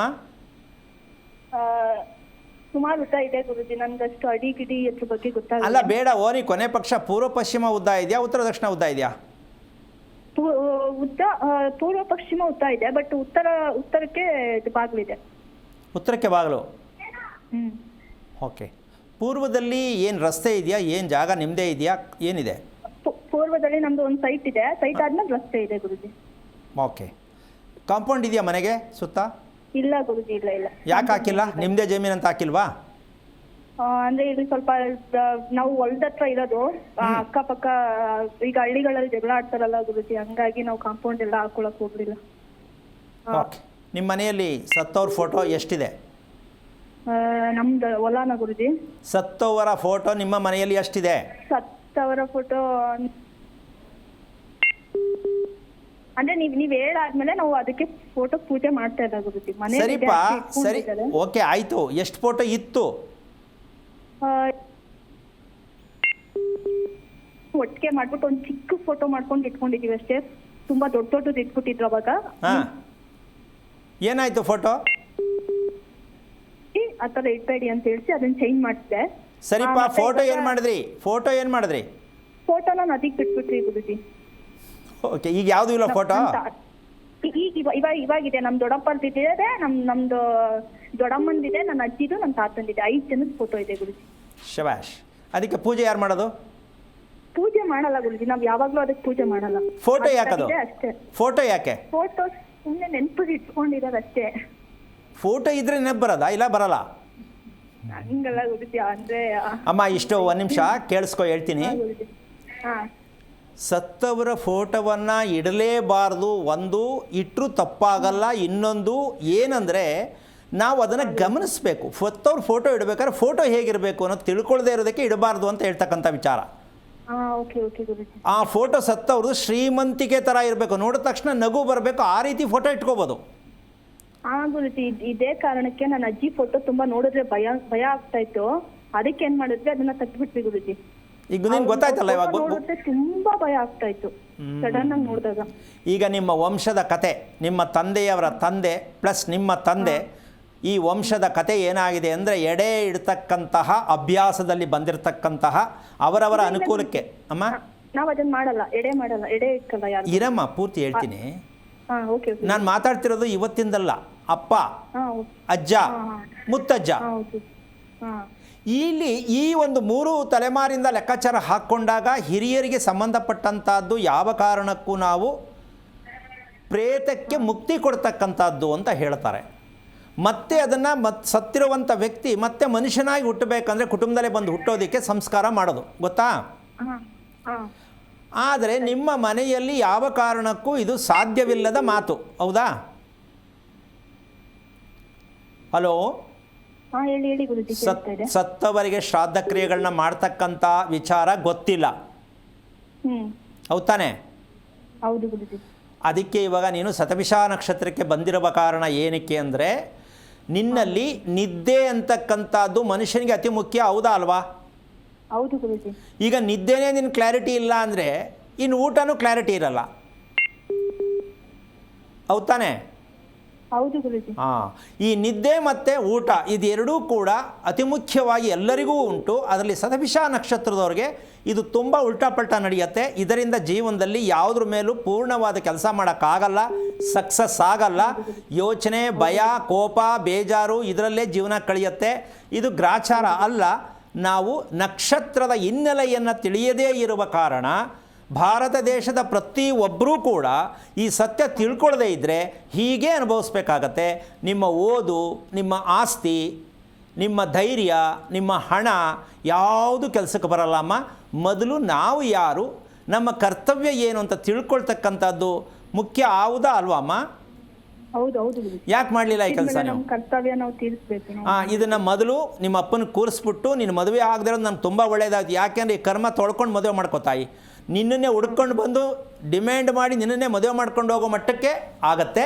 ನೀನು ಕಾಯಬೇಕಾಗಿಲ್ಲ, ಯೋಚನೆ ಮಾಡಬೇಕಾಗಿಲ್ಲ, ಭಯ ಬಿಡಬೇಕಾಗಿಲ್ಲ. ಇದ್ರ ಸತ್ಯ ತಿಳ್ಕೊಂಡು ನಿಮ್ಮ ತಂದೆ ಮೂಲಕ ಮಾತಾಡಿ ಇದಕ್ಕೆ ಪ್ರಾಯಶ್ಚಿತ್ತ ಏನು, ನಾವು ಯಾವ ರಸ್ತೆಯಲ್ಲಿ ಹೋಗಬೇಕು, ಇದು ತಿಳ್ಕೊಳ್ಳೋ ಪ್ರಯತ್ನ ಮಾಡು. ಒಳ್ಳೆಯದಾಗಲಿ. ಶರಣಯ್ಯನವ್ರು ಕರೆ ಮಾಡಿದ್ದಾರೆ ರಾಯಚೂರಿನಿಂದ. ನಮಸ್ಕಾರ ಶರಣಯ್ಯ ಅವ್ರಿಗೆ. ನಮಸ್ಕಾರ ರೀ. ಯಾರ ಬಗ್ಗೆ ಕೇಳಬೇಕಾಗಿತ್ತು ಶರಣಯ್ಯ ಅವರು? ನನ್ನ ಹೆಂಡತಿ ಬಗ್ಗೆ ಕೇಳಬೇಕಾಗಿತ್ತು. ಓಕೆ, ನಕ್ಷತ್ರ ಗೊತ್ತಿದ್ಯಾ? ಗೊತ್ತಿದೆ. ಓಕೆ, ತಿಳಿಸಿ. ಮಗ ನಕ್ಷತ್ರ ಹಾಕಿದ್ರು. ಓಕೆ. ಹಲೋ, ನಮ್ಮದು ಉತ್ತರ ಭಾರತ ನಕ್ಷತ್ರ. ಹಲೋ, ಹೇಳಿ. ನಮಸ್ಕಾರ ರೀ. ನಾರಾಯಣ, ಹೇಳಿ, ಯಾರ ಬಗ್ಗೆ ಬೇಕು? ನಮ್ಮ ನಮ್ಮ ಹೆಂಡತಿ ಬಗ್ಗೆ ಬೇಕು ರೀ. ಓಕೆ, ಎಷ್ಟು ವಯಸ್ಸು? ಆಕೆ 69 ರೀ. ಓಕೆ, ಏನು 56 ರೀ. ಮದುವೆ ಆಗಿ ಎಷ್ಟು ವರ್ಷ ಆಯಿತು? ಮದುವೆ ಆಗಿ 20 ವರ್ಷ. ನಾವು ಭಾಳ ದಿವಸ ಮಾಡ್ಕೊಂಡ್ವಿ. ಏನು ಮಾಡ್ಕೊಂಡ್ರಿ? ವಯಸ್ಸಾದ ನಂತರ ಮಾಡ್ಕೊಂಡ್ವಿ. 20 ವರ್ಷ ಆಯ್ತು. ನಿಮಗೆ ಎಷ್ಟು ವಯಸ್ಸು ಮದುವೆ ಆದಾಗ? ಮದುವೆ ಆದಾಗ ನಮ್ಗೆ 50, ಆಕೆ 35. ಓಹೋ, ಗಿನ್ನಿಸ್ ದಾಖಲೆ ಬಿಡಿ ನಿಮ್ಮ ಮದುವೆ. ಮಕ್ಕಳೆಷ್ಟು? ಮಕ್ಕಳು ಮಕ್ಕಳಿಲ್ರಿ. ಅದು ಗರ್ಭಕೋಶ ಗಡ್ಡೆ ಆಯ್ತು, ಗರ್ಭಕೋಶ ತೆಗೆದ್ವಿ. ಮಕ್ಕಳಿಲ್ಲ? ಇಲ್ಲ. ಓಕೆ, ಇದೇ ಮೊದಲನೇ ಕರೆ ಮಾಡಿದ್ರೆ? 2 ಸಲ ಕರೆ ಮಾಡಿದ್ದು, 2ನೇ ಸಲನಾ? ಇಲ್ಲ, ಮಾಡಿದ್ದೀವಿ. ಮೊದಲು ಮಾಡಿದ್ವಿ, ಕೇಳಿದ್ವಿ. ನೀವು ಅದು ಯಾವುದೋ ಒಂದು ಪರಿಹಾರ ಹೇಳಿದ್ರಿ, ಅದು ಏನು ಸರಿ ಕೇಳಲ್ಲ. ಅಲ್ಲಪ್ಪ, ನೀವು ಮದುವೆ ಮಾಡ್ಕೋಬೇಕಲ್ಲ ಅಂತ ಮದುವೆ ಮಾಡ್ಕೊಂಡಿದ್ದೀರಾ ಅಷ್ಟೇ, ಅದರಿಂದ ಏನೂ ಸಿಕ್ಕಿಲ್ಲ, ಸಿಗೋದು ಇಲ್ಲ. ಸಿಕ್ಕಿಲ್ರಿ. ಹೌದು. ಈಗ ಕಡೆಕ್ ಆಗ್ಬಿಟ್ಟ ನನ್ನಾಗ ಅನುಮಾನ ಪಟ್ಟು. ಒಂದು ನಿಮಿಷ ಬೇರೆ ಬೇರೆ ಕಡೆಕ್ಕಿವ್ರಿ ಇವಾಗ. ಒಂದು ನಿಮಿಷ ಕೇಳಿಸ್ಕೋಬೇಕು. ನಾನು ಆವಾಗಲೇ ನಿಮ್ಗೆ ಏನು ಹೇಳಿದೆ ಅಂದರೆ ಅಮಾವಾಸ್ಯೆ ದಿನ ಇಲ್ಲ ಭಾನುವಾರ ದಿನ ನದಿ ಸ್ನಾನ ಮಾಡಿ ಶಿವನ ದೇವಸ್ಥಾನಕ್ಕೆ ಹೋಗಿ ಒಂದು ಬಿಲ್ವಾರ್ಚನೆಯನ್ನು ಮಾಡಿಸಿ ಆ ಬಿಲ್ವಾರ್ಚನೆ ಮಾಡಿದಂಥ ಬಿಲ್ವಪತ್ರೆಯನ್ನು ದಿಂಬಲ್ಲಿ ಇಟ್ಕೊಂಡು ಮಲ್ಕೊಳ್ಳಿ. ಆಗ ನಿಮಗೆ ಸತ್ಯ ಏನೋ ಗೊತ್ತಾಗತ್ತೆ. ಮುಂದುವರಿ. ನೀವು ಬೇರೆ ಯಾರನ್ನೂ ತಪ್ಪು ಸರಿ ಅಂತ ಹೇಳಕ್ಕೆ ಹೋಗ್ಬೇಡಿ. ನಾನು ಏನು ಮಾಡಬೇಕು ಅದು ಮಾಡಬೇಕು ಅಂತ ಮಾಡಿ. ಒಳ್ಳೆಯದಾಗಲಿ. ಓಕೆ, ಕರೆ ಮಾಡಿದ್ದಕ್ಕಾಗಿ ಧನ್ಯವಾದಗಳು. ಗುರುಗಳೇ, ಆರೋಗ್ಯದ ಬಗ್ಗೆ ಮಾತಾಡ್ತಾ ಇದ್ರಿ. ಕುತ್ಕೊಳ್ಳುವಾಗೂ ಕೂಡ ಲಂಬವಾಗಿರಬೇಕು, 90 ಡಿಗ್ರಿ. ನಮ್ಮ ಮಲ್ಕೊಳ್ಳೋದು, ನಮ್ಮದು ವಾಕಿಂಗ್ ಪೋಸ್ಚರ್ ಬಗ್ಗೆ ಮಾತಾಡ್ತಾ ಇದ್ದೆ, ಇದರ ಬಗ್ಗೆ ತಿಳಿಸ್ಕೊಡಿ. ಈಗ ಅದಕ್ಕೊಂದು ಸಣ್ಣ ಉದಾಹರಣೆ ಕೊಡ್ತೀನಿ. ಈ 90 ಡಿಗ್ರಿ ಅಂತ ನಾವು ಯಾವ ಟೇಪ್ ಹಾಕಿ ಇಂಚಸ್ ನೋಡಿಕೊಂಡು ಹೆಂಗೆ ಕುತ್ಕೊಳ್ಳೋಕ್ಕಾಗತ್ತೆ, ನಮ್ಗೇನು ಗೊತ್ತಾಗತ್ತೆ, ಇದೆಲ್ಲ ಗೊತ್ತಾಗತ್ತೆ. ಅದಕ್ಕೆ ಸಾಮಾನ್ಯವಾಗಿ ನಾವು ಈಗ ನೇರವಾಗಿ ಕೂತಿದ್ದೀವಿ, ಅದನ್ನು ಹೀಗೆ ಸೈಡ್ಗೆ ಕೊಟ್ಟಾಗ 90 ಡಿಗ್ರಿ ಕರೆಕ್ಟಾಗಿ ಬರುತ್ತೆ. ಕಂಪ್ಲೀಟ್ ತಿರುಗೋದಕ್ಕೆ ಅಷ್ಟು ಪೊಸಿಷನ್ಸ್ ಕೊಟ್ಟಿದ್ದಾರೆ ಭಗವಂತ, ಹೌದಲ್ಲ? ಕಂಪ್ಲೀಟ್ ಕ್ಲೀನಾಗಿ ತಿರುಗಿದ್ರೆ 90 ಡಿಗ್ರಿ ಬರುತ್ತೆ. ಇದು 90, ಇದು 90. ಈಗ ಇದನ್ನು ಕತ್ತು ಮುಂದೆ ಬಗ್ಸಿದ್ರೆ ಇಲ್ಲಿ ಕರೆಕ್ಟಾಗಿ ತಾಕತ್ತೆ, ಹೌದಾ? ಈ 4 ದಿಕ್ಕಿಗೂ 360 ಡಿಗ್ರಿಯಲ್ಲಿ ನಮ್ಮ ತಲೆಯ ಭಾಗವನ್ನು ತಿರುಗಿಸೋಷ್ಟು ಮಟ್ಟಿಗೆ ಭಗವಂತ ಈ ದೇಹವನ್ನು ಎಷ್ಟು ಚೆನ್ನಾಗಿ ನಿರ್ಮಾಣ ಮಾಡಿದ್ದಾನೆ. ನಾವು ಇದನ್ನು ಬಳಸ್ತಿದ್ದೀವಾ? ಇಲ್ಲ. ಇದ್ರ ಸತ್ಯ ಅರ್ಥ ಆಗಿದೆಯಾ? ಬರೀ ಮೊಬೈಲ್ ನೋಡೋಕೆ ಹಿಂಗೆ ಬಗ್ಗಿಸ್ತೀವಿ ಅಷ್ಟೇ. ಏನೋ ಒಂದು ಒಟ್ಟಿನಲ್ಲಿ ತಲೆ ಇದಕ್ಕೆ ಎಡ್ ನಾವು ಎಷ್ಟು ಚೆನ್ನಾಗಿ ಅದನ್ನು ಬಳಸ್ತಾ ಇದ್ದೀವಿ ಅಂತಕ್ಕಂಥ ನಿಜಕ್ಕೂ ತುಂಬ ನಾಚಿಕೆಯಾದ ಸನ್ನಿವೇಶ ಆಗ್ತದೆ. ಈಗ ಇದನ್ನು ನಾವು ನಮ್ಮ ಕೈಯಲ್ಲೇ ಇರ್ತಕ್ಕಂಥದ್ದು ಇದು. ಹೌದು. ಇದನ್ನು ವಿಧಿ ಬರಹ ಅಂತ ನಾವೇನು ನನ್ನ ಭಾಷೆಯಲ್ಲಿ ಏನು ಹೇಳ್ತೀನಿ, ತಲೆ ಬರಹ ಅಂತ ನಾನು ಹೇಳ್ತೀನಿ. ಏನು ಬರಹ? ತಲೆ ಬರಹ. ತಲೆ ಬರಹ. ನಿಮ್ಮ ತಲೆ ಬರಹ ನಿಮ್ಮ ಕೈಯಲ್ಲಿದೆ. ನೀವು ವಿಧಿ ಬರಹ ಅಂತ ಬ್ರಹ್ಮನ ಮೇಲೆ ಯಾಕೆ ತೋರಿಸ್ತೀರಾ? ನಾವು ಇದೇ ತಾನೇ ಮಾಡ್ಕೊಂಬಂದಿರೋದು. ಹೌದೌದು, ಗೂಬೆ ಕೂಸೋದು. ಇನ್ನೊಬ್ಬರು ಮೇಲೇಳದೆ ನಮ್ಮ ಚಾಲಿ. ಈಗ ಇದು ನೀವು ತಿಳ್ಕೊಂಡಿರ್ತಕ್ಕಂಥದ್ದು ಒಬ್ಬ ಜ್ಯೋತಿಷಿ ಆದವನು ಮಾಡಬೇಕಾದ ಕರ್ತವ್ಯ ಏನಂದರೆ, ನೀವಿಲ್ಲಿ ಕೇಳಕ್ಕೆ ಬಂದಿರೋ ವಿಚಾರ ಯಾವುದು ಅದೆಲ್ಲ ಮುಖ್ಯ. ವಿಚಾರ ಯಾವ್ದು ಕೇಳಕ್ಕೆ ಬಂದಿದ್ದೀರಿ ಅಂತ ಹೇಳೋದು ಮುಖ್ಯ ಅಲ್ಲ. ನಾನು ಏನು ನಿಮ್ಗೆ ಹೇಳಬೇಕು ಅನ್ನೋದು ಮುಖ್ಯ ಅಲ್ಲ. ಆದರೆ ಹೇಳಬೇಕಾದ ವಿಷಯ ಯಾವುದಾಗಿತ್ತು, ನಿನ್ನ ಬಗ್ಗೆ ನಿನಗೆ ಪರಿಚಯ ಆಗಿದೆಯಾ ಅಂತ ಕೇಳಬೇಕಿತ್ತು. ಯಾರು ಕೇಳಬೇಕಾಗಿದ್ದು? ಜ್ಯೋತಿಷಿಗಳು ನಿನ್ನ ಬಗ್ಗೆ ನಿನಗೆ ಪರಿಚಯ ಆಗಿದೆಯಾ, ನಿನ್ನ ದೇಹದ ಬಗ್ಗೆ ಪರಿಚಯ ಇದೆಯಾ ಅಂತ ಕೇಳಿದ್ರೆ ಅಮ್ಮ ಉತ್ತರ. ಇವ್ರಿಗೂ ಗೊತ್ತಿಲ್ಲ, ಅವ್ರಿಗೂ ಗೊತ್ತಿಲ್ಲ. ಅಲ್ಲ, ಆ ಥರ ಪ್ರಶ್ನೆ ಕೇಳಬೇಕು ಅಂತಾನೆ ವಿಚಾರ ಇಲ್ವಲ್ಲ, ಆ ಸಬ್ಜೆಕ್ಟೇ ಇಲ್ವಲ್ಲ ಗುರುಗಳೇ. ಈಗ ನೀನು ಈಗ ಹೇಳಿದ ವಿಚಾರ ಎಷ್ಟು ಜನಕ್ಕೆ ಅರ್ಥ ಆಯ್ತು ಗೊತ್ತಿಲ್ಲ. ಯಾಕೆ ಅದು ಕೇಳಬೇಕು ಅಂತಾನೆ ಗೊತ್ತಿಲ್ಲ. ಹೌದು. ಇದನ್ನ ತಿಳ್ಕೊಳ್ಳಿ ಅಂತ ಹೇಳಬೇಕು ಅಂತ ಅವ್ರಿಗೂ ಗೊತ್ತಿಲ್ಲ. ಕೇಳುವ ಏನು ಕೇಳಕ್ ಬಂದಿದ್ದೀರಿ ಅಂತಾರೆ. ಮಗನ ಮದುವೆ ಆಗಿಲ್ಲ, ಕೇಳಕ್ ಬಂದಿದ್ದೀವಿ ಅಂದ್ರೆ ಪ್ರಾಬ್ಲಮ್ ಅನ್ನ ಅವ್ರ ಹತ್ರ ಒಪ್ಸೋದು. ಮಗ ಇವ್ರದು, ಮನೆ ಇವ್ರದು, ಅಲ್ಲಿ ಹೋಗಿ ಒಪ್ಸೋದು. ಇದನ್ನ ಯೋಚನೆ ಮಾಡಮ್ಮ. ನಮ್ಮ ಜ್ಯೋತಿಷ ಶಾಸ್ತ್ರಕ್ಕೆ ಎಷ್ಟು ಬೆಲೆ ಕೊಡ್ತಾ ಇದೀವಿ ನಾವು. ಎಲ್ಲಿಂದ ತಗೊಂಡ್ಬಂದಿದ್ದೀವಿ? ಎಷ್ಟು 1000 ವರ್ಷಕ್ಕೆ ಹಿಂದಕ್ಕೆ ಹೋಗೋಣ. ಇದನ್ನ ಹೀಗೆ ಅಡ್ಡದಾಗಲಿ ಎಳ್ಕೊಂಡ್ಬಂದು ಅದೊಂದನ್ನು ತಗೊಂಡೋಗಿ ಇಟ್ಕೊಂಡ್ಬಿಟ್ಟು ನಾವು ಯಾವುದನ್ನು ನಾವು ಶಾಸ್ತ್ರ ಕೇಳ್ದೋ, ಜ್ಯೋತಿಷ್ಯ ಕೇಳ್ದೋ, ಎಲ್ಲ ಮಾಡ್ದೋ ಅಂತ ಹೇಳಿ ನಮ್ಮ ಜವಾಬ್ದಾರಿಯನ್ನ ನಾವು ನಿರ್ವಹಿಸಕ್ಕಾಗದೆ ಇನ್ನೊಬ್ಬರ ಮೇಲೆ ಹಾಕಿ ನಮ್ಮ ಮಗ ಚೆನ್ನಾಗಿಲ್ಲ ಏನ್ ಮಾಡೋದು ಅಂತ ನಿಮ್ಮ ಮಗನ ರಿಪೇರಿ ಮಾಡ್ಬೇಕಾದ್ರೆ ನೀವು, ನಿಮ್ಮ ಮಗನ್ ತಗೊಂಡಿರೋದು ನೀವು. ಜ್ಯೋತಿಷ್ಯ ಏನ್ ಮಾಡಕ್ ಸಾಧ್ಯ ಆಗತ್ತೆ? ಗಂಡ ಹೆಂಡತಿ ಹೊಂದಾಣಿಕೆ ಇಲ್ಲ ಸ್ವಾಮಿ. ಗಂಡ ಹೆಂಡತಿ ಹೊಂದಾಣಿಕೆಗೂ ಶಾಸ್ತ್ರಗಳಿಗೂ ಸಂಬಂಧ ಏನಿದೆ? ಅವ್ನು ಕರೆಕ್ಟ್ ಹೇಳ್ಬೇಕಾದ್ರೆ ನಿಮ್ಮ ಹೆಂಡ್ತಿಯಪ್ಪ ನೀನು ಮದುವೆ ಮಾಡ್ಕೊಂಡಿದ್ದು ನಾನೇನು ಮಾಡಲಿ ಅಂತ ಹೇಳಬೇಕು. ಅವರಲ್ಲೊಂದು ಶಾಸ್ತ್ರ ಕ್ರಿಯೇಟ್ ಮಾಡ್ತಾರೆ, ಒಂದು ಪೂಜೆ ಮಾಡಿಸ್ತಾರೆ. ಅಮ್ಮ, ಇದು ನಮ್ಗಾಗಿರೋ ಒಂದು ದೊಡ್ಡ ತಲೆನೋವು. ಮಾತಾಡ್ತೀನಿ ಗುರುಗಳೇ. ಹಾಸನದಿಂದ ಮಧು ಅಂತ ಕರೆ ಮಾಡಿದ್ದಾರೆ. ನಮಸ್ಕಾರ ಮಧು ಅವ್ರಿಗೆ. 2-3 ವಾಯ್ಸ್ ಕೇಳ್ತಾ ಇದೆ ಮಧು ಅವರೇ, ಒಬ್ರೇ ಮಾತಾಡಿ. ಯಾರ ಬಗ್ಗೆ ಕೇಳಬೇಕಾಗಿತ್ತು? ನನ್ನ ಮಗನ ಬಗ್ಗೆ ಕೇಳಬೇಕಾಗಿತ್ತು. ಮಗನ ಬಗ್ಗೆ. ನಕ್ಷತ್ರ ಗೊತ್ತಿದ್ಯಾ? ರೇವತಿ ನಕ್ಷತ್ರ 1ನೇ ಪಾದ ಮೇಡಮ್. ಗುರುಗಳಿದ್ದಾರೆ, ಮಾತಾಡಿ. ಹಲೋ, ನಮಸ್ತೆ ಗುರುಗಳೇ. ಹರಿ ಓಂ. ನಾರಾಯಣ. ಎಷ್ಟು ವಯಸ್ಸು ಮಗಳಿಗೆ? ಮಗನಿಗೆ ಗುರುಗಳೇ. ಮಗನಾ? ಹೌದೌದು. ಎಷ್ಟು ವಯಸ್ಸು? 7 ವರ್ಷ ಗುರುಗಳೇ. ಏನ್ ತಿಳ್ಕೊಬೇಕು ಅಂತ ಮಾಡಿದ್ರಿ ಕರೆ? ಆರೋಗ್ಯದ ಬಗ್ಗೆ. ನೀವೇನ್ ಮಾಡ್ತಾ ಇರೋದು? ನಾನು ಪೂಜೆ ಮಾಡ್ತಿದ್ದೀನಿ ಗುರುಗಳೇ. ನಾನು ಯಾವ ದೇವರು? ಶಿವನ್ ದೇವರು ಗುರುಗಳೇ. ಎಷ್ಟು ವರ್ಷದಿಂದ ಮಾಡ್ತಾ ಇದ್ದೀರಾ? ನಾನು 7 ವರ್ಷದಿಂದ ಮಾಡ್ತಾ ಇದ್ದೀನಿ. ಅದಕ್ಕೆ ಮುಂಚೆ? ಅದಕ್ಕೆ ಮುಂಚೆ ಬ್ಯಾಂಕ್ ಅಲ್ಲಿ ಮ್ಯಾನೇಜರ್ ಆಗಿದೆ ಗುರುಗಳೇ, bunk, petrol bunk manager. Okay. ಈಗ ದೇವಸ್ಥಾನಕ್ಕೆ ಸಂಬಂಧಪಟ್ಟಂತ ಜಮೀನು ಎಲ್ಲಿದೆ, ಎಷ್ಟಿದೆ? ಅಂದ್ರೆ ಅದು ಬೇರೆ ಇದೆ ಗುರುಗಳೇ, ಮುಜರಾಯಿ ಇಲಾಖೆ. ಅದೇನೆ ಆ ಜಮೀನು ಎಲ್ಲಿದೆ ಅಂತ? ಅದು ಒಳನರಸೀಪುರದ ಹತ್ರ ಇದೆ ಗುರುಗಳೇ. ಯಾರು ಮಾಡ್ತಿದಾರೆ ಅದು? ಅದು ಬೇರೆಯವ್ರು ಮಾಡ್ತಿದ್ರು, ಊರವ್ರು ಮಾಡ್ಕೊತಿದ್ದಾರೆ ಗುರುಗಳೇ. ಯಾಕೆ ದೇವಸ್ಥಾನಕ್ಕೆ ಇಲ್ವಾ ಅದ್ರದ್ದು ಏನೂ? ಇಲ್ಲ ಗುರುಗಳೇ, ನಾನು ಹೋಗಿ ಬಂದು ಮಾಡ್ತೀನಿ ಅಷ್ಟೇ ಗುರುಗಳೇ. ಪೂಜೆ ಎಷ್ಟು ವಾರಕ್ಕೊಂದ್ಸಲ ಹೋಗ್ತೀರಾ? ಹೌದು ಗುರುಗಳೇ. ಯಾವ ವಾರ? ಸೋಮವಾರ ಗುರುಗಳೇ. ಓಕೆ, ಬೆಳಗ್ಗೆ ಹೋಗೋದಾ? ಹಾಂ, ಬೆಳಿಗ್ಗೆ ಹೋಗೋದು. ಎಷ್ಟೊತ್ತಿಗೆ? 7 ಗಂಟೆ ಗುರುಗಳೇ. ಓಕೆ, 7 ಗಂಟೆಯಿಂದ 9 ಗಂಟೆ ಒಳಗಡೆ ಗುರುಗಳೇ. ಓಕೆ. ಈಗ ನಿಮ್ಮ ಮಗಳು ರೇವತಿ ನಕ್ಷತ್ರ ಕೊಟ್ಟಿದ್ದು ಇದ್ರ ಬಗ್ಗೆ ಮಗ ಗುರುಗಳೇ. ಮಗ ಇದ್ರ ಬಗ್ಗೆ ನಾನು ತಿಳ್ಕೋಬೇಕಾಗತ್ತೆ ಅಂತ ಗೊತ್ತಿತ್ತಾ ಅಥವಾ ದೇವ್ರ ಪೂಜೆ ಮಾಡ್ತಾ ಇದ್ದೀನಿ ಪರವಾಗಿಲ್ಲ ಅಂತ ಅನ್ಸ್ಕೊಂಡು ಸುಮ್ಮನೆ ಆದ್ರ? ಇಲ್ಲ ಗುರುಗಳೇ, ಆ ಥರ ಏನಿಲ್ಲ ಗುರುಗಳೇ. ಕೇಳಬೇಕು ಅನ್ನೋದಿತ್ತು ಗುರುಗಳೇ. ಅಂದರೆ ಕೇಳಿದ್ರೆ ಇವರೆಗೂ ರೇವತಿ ನಕ್ಷತ್ರ ಮಗು ಬಂದಿದೆ ಇದಕ್ಕೇನು ಅಂತ ವಿಷಯ ತಿಳ್ಕೊಂಡಿದ್ರೆ ಹೋಗ್ಲಿ? ಇಲ್ಲ ಗುರುಗಳೇ. ಯಾಕೆ? ಸಮಯ ಇಲ್ವಾ ಅಥವಾ ಎಲ್ಲ ಚೆನ್ನಾಗಿದೆ ಅಂತ ಅನ್ಕೊಂಡ್ರಾ ಏನು? ಚೆನ್ನಾಗಿದೆ ಅಂತ ಅನ್ಕೊಂಡಿದ್ದು ಗುರುಗಳೇ. ಈಗ ಪ್ರೋಗ್ರಾಮ್ ನೋಡ್ತಿದ್ದು ತಿಳ್ಕೊಳ್ಳೋಣ ಅಂತ. ಕುತೂಹಲ. ನಿಮ್ಮ ಮಗ ಇರ್ತಕ್ಕಂಥದ್ದು ವಯಸ್ಸಿಗೆ ತಕ್ಕಂತೆ ಕರೆಕ್ಟಾಗಿದ್ದಾನೆ ಅಂತನ ಸ್ವಲ್ಪ ದಪ್ಪ ಇದ್ದಾನೆ ಅಂತನ? ಇಲ್ಲ, ಸಣ್ಣ ಇದ್ದಾನೆ ಗುರುಗಳೇ ಒಂದು ಸ್ವಲ್ಪ. ಓಕೆ. ಊಟ ಮಾಡ್ತಕ್ಕಂಥ ವಿಚಾರಕ್ಕೆ ಬಂದರೆ ಇಷ್ಟಪಟ್ಟು ಊಟ ಮಾಡ್ತಾನ ಕಷ್ಟಪಟ್ಟು ಊಟ ಮಾಡ್ತಾನ? ಕಷ್ಟಪಟ್ಟು ಗುರುಗಳೇ, ಇಷ್ಟಪಟ್ಟು ಊಟ ಮಾಡಲ್ಲ. ಕೂತ್ಕೊಳ್ತಕ್ಕಂಥದ್ದು ತಲೆಯನ್ನು ಬಳಸ್ತಕ್ಕಂಥ ವಿಧಾನ ತೊಗೊಂಡ್ರೆ ನೀವು ಕರೆಕ್ಟಾಗಿ ತಲೆ ಬಳಸ್ತಾನೆ ಅಂದರೆ ನನ್ನ ಮಗ ಕೂತ್ಕೊಂಡಾಗ ತಲೆ ನೇರವಾಗಿರುತ್ತೆ ಅಂತನ ಬಗ್ಸಿರ್ತಾನೆ ಜಾಸ್ತಿ ಅಂತನ? ಅಂದ್ರೆ ಊಟ ಮಾಡೋದು ಹಿಂಸೆ ಮಾಡೋ ತಿನ್ನಿಸ್ಬೇಕು ಗುರುಗಳೇ, ಅಷ್ಟು ಊಟದ ಮೇಲೆ. ಅದಕ್ಕೆ ಬರ್ತಾ ಇದ್ದೀನಿ ವಿಚಾರಕ್ಕೆ. ಇಲ್ಲಿ ವಿಷಯ ಏನಂದರೆ, ಯಾಕೆ ರೇವತಿ ನಕ್ಷತ್ರ ಅಂದರೆ ನೀವು ಮಾಡ್ತಾ ಇರ್ತಕ್ಕಂಥ ಶಿವನ ಪೂಜೆ ಇದೆಯಲ್ಲ, ಇದು ನೀವು ಮುಂಚೆ ಯಾರು ಮಾಡ್ತಾಯಿದ್ರು? ಅದು ಊರವ್ರು ಮಾಡೋರು ಗುರುಗಳೇ. ನಿಮ್ಗೆ ಯಾಕೆ ಬಂತಿದ್ದು ಪೂಜೆ ಮಾಡೋಕ್ಕೆ? ನಿಮ್ಗೆ ಯಾಕೆ ಬಂತಿದ್ದು? ಈಗ ನಾನು ಒಂದ್ ಕಡೆ ಕೆಲಸ ಮಾಡ್ತಾ ಇದ್ದೆ, ಅವರು ಮನೆ ದೇವರದು. ಅವರು ನಿಮ್ಮನ್ನು ಕರೆದು ಪೂಜೆ ಮಾಡಿ ಅಂತ ಹೇಳೋರು ನೀವು ಮಾಡ್ತಾ ಇದ್ದೀರಾ? ಹೌದು. ಎಷ್ಟು ವರ್ಷದ ದೇವಸ್ಥಾನ ಅದು? ಅದು 1100 ಚಿಲ್ಲರೆ ಗುರುಗಳೇ. ಹೊಯ್ಸಳರ ಕಾಲದ್ದು. ಡೆಮೊಲಿಷನ್ ಮಾಡಿ ಜೀರ್ಣೋದ್ಧಾರ ಮಾಡಿ ಹೊಸದಾಗಿ ಮಾಡಿದ್ರೆ. ಈಗ ಎಷ್ಟು ವರ್ಷ ಆಯ್ತು ಮಾಡಿ? ಆಯ್ತು ಗುರು, ಅದೊಂದು 25 ವರ್ಷ ಆಗಿದೆ ಗುರುಗಳೇ ಡೆಮೊಲಿಷನ್. ನಾನು ಒಂದು ಮಾತು ನಿಮ್ಗೆ ಹೇಳ್ತೀನಿ, ಬೇಜಾರು ಮಾಡ್ಕೋಬೇಡಿ. ಹೇಳಿ. ನಿಮ್ಮ ಮಗ ಮಲ್ಕೊಂಡಾಗ ಕಾಲಿನ ವಿಚಾರದಲ್ಲಿ ಆಗಲಿ, ಯಾವುದೇ ವಿಚಾರದಲ್ಲಿ ನೋವು ಆಗಲಿ ಅಥವಾ ಜೂಮ್ ಹಿಡಿಯುತ್ತಾನೆ, ಯಾವುದೇ ವಿಷಯ ಯಾವಾಗ ಹೇಳಿದಾನೆ? ಕಾಲು ಹೊತ್ತಿಸ್ಕೊತ ಗುರುಗಳೇ. ಈಗ ಇದು ಏನು ಅನ್ಕೊಂಡ್ರಿ ನೀವು? ಏನು ಆಟ ಆಡ್ತಾನೆ ಅನ್ಸುತ್ತೆ ಸ್ಕೂಲಲ್ಲಿ ಅಂತ ಹೇಳ್ಬಿಟ್ಟು ನಾನು ಇದು ಮಾಡಿದೆ ಗುರುಗಳೇ.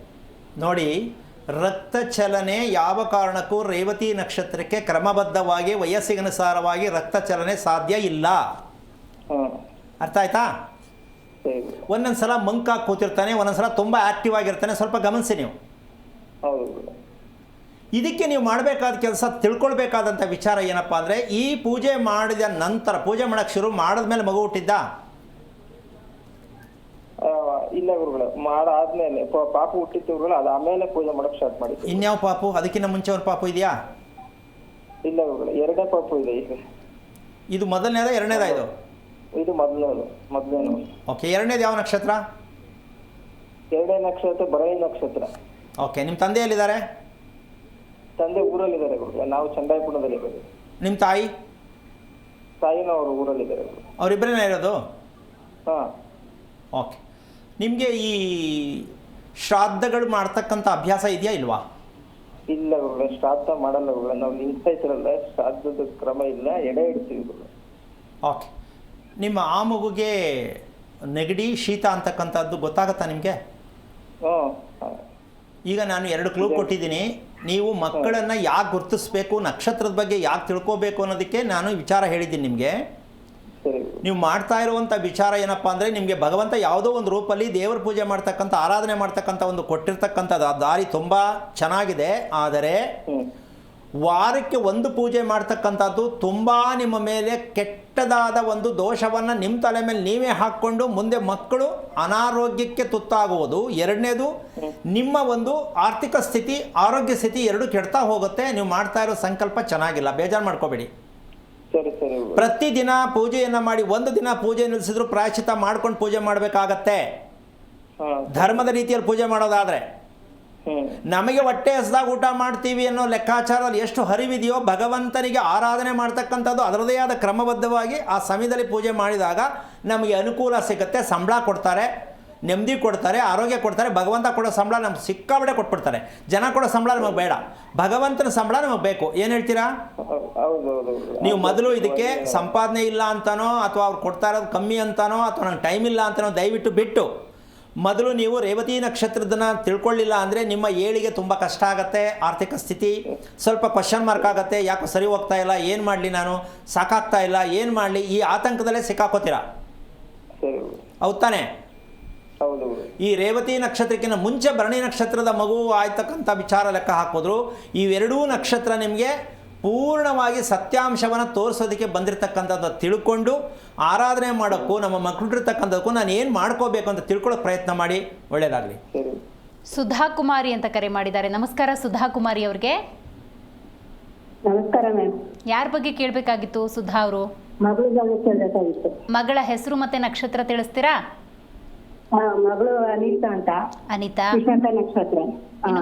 ಓಕೆ ಓಕೆ, ಗುರುಗಳಿದ್ದಾರೆ. ಹಲೋ. ಹಲೋ, ನಮಸ್ತೆ ಗುರುಗಳೇ. ನಾರಾಯಣ, ಹೇಳಿಮ್ಮ, ನಕ್ಷತ್ರ ಯಾವುದು? ವಿಶಾಖ ನಕ್ಷತ್ರ. ವಿಶಾಖ. ಹಾ. ಎಷ್ಟು ವಯಸ್ಸು? ಅವಳಿಗೆ 29 ಸ್ವಾಮಿ. ಇವಾಗ ಮದುವೆ ಆಯ್ತಾ? ಇಲ್ಲ ಅದಕ್ಕೆ ಕೇಳ್ಬೇಕಾಗಿತ್ರಿ. 29. ಮರ್ತುಬಿಟ್ಟಿದ್ದೀರಾ ವಯಸ್ಸು ಹೆಂಗೆ ಅಂತ? ಹಾ, ವಯಸ್ಸು ಮರ್ತುಬಿಟ್ಟಿದ್ದೀರಾ? 29 ಆಗಿದೆ, ಯಾಕೆ ಮದುವೆ ಮಾಡಿಲ್ಲ? ಕಾರಣ ಏನು? ಸರಿಯಾಗಿರೋ ಸಿಗ್ತಾ ಇಲ್ಲ ಅಂತನಾ? ಯಾವ್ದು ಸೆಟ್ ಆಗ್ತಾ ಇಲ್ಲ ಸ್ವಾಮಿ. ಯಾರು ನಿಮಗೆ ಸೆಟ್ ಆಗ್ತಾ ಇಲ್ವಾ? ಅವ್ರಿಗೆ ಹುಡುಗನ ಮನೆಯವ್ರಿಗೆ ಸೆಟ್ ಅಲ್ಲ, ಆಗ್ತಾ? ಮಗಳಿಗೆ. ಸರಿ, ಸೆಟ್ ಆಗೋದು ಅಂದ್ರೆ ಹೆಂಗೆ? ನೀವೇ ಇಷ್ಟಪಡ್ತಿಲ್ವಾ, ನೋಡಿದವ್ರು ಇಷ್ಟಪಡ್ತಿಲ್ವಾ? ಇಲ್ಲ, ಯಾವ್ದು ಬಂದ್ರು ಒಂದು ಅವಳು ಇದಕ್ಕೆ ಇದಾಗ್ತಾ ಇಲ್ಲ. ಬಂದ್ರ ಜಾತಕ ಬಂದ್ರೆ ಇದ್ ಬರ್ತಾ ಇಲ್ಲ, ಇದ್ ಬಂದ್ರೆ ಅದ್ ಬರ್ತಾ ಇಲ್ಲ. ಯಾರು ನಿಮ್ಗೆ ಜಾತಕ ಹೇಳ್ತಾರಲ್ಲ? ಯಾರು ಯಾರೇ? ನಿಮಗೆ ಜಾತಕ ಹೇಳ್ತಿದ್ದೀರಲ್ಲ, ಯಾವ ಪುಣ್ಯಾತ್ಮ ಅವರು ಅಂತ ಕೇಳ್ತೀನಿ. ಎಲ್ಲಿದ್ದಾರೆ? ಅವ್ರು ಇದು ಇಲ್ಲೇ ಅಮ್ಮ, ನೀವು ಇದನ್ನೆಲ್ಲ ನಂಬ್ಕೊಂಡು ಆ ಮಗಳ ತಲೆ ಮೇಲೆ ಕಲ್ಲಾಗ್ತಾ ಇದ್ದೀರಲ್ಲ, ಯಾವ ಪುರುಷಾರ್ಥಕ್ಕಿದು? ನಾನೊಂದು ಸಣ್ಣ ವಿಚಾರ ಕೇಳ್ತೀನಿ. ಶ್ರೀರಾಮ ಮದುವೆ ಮಾಡಿಕೊಂಡಂತಹ ವಿಚಾರ ತಿಳ್ಕೊಂಡ್ರೆ ಅಲ್ಲೇ ಫೇಲ್ ಆಗಿದ್ದೀವಿ ನಾವು.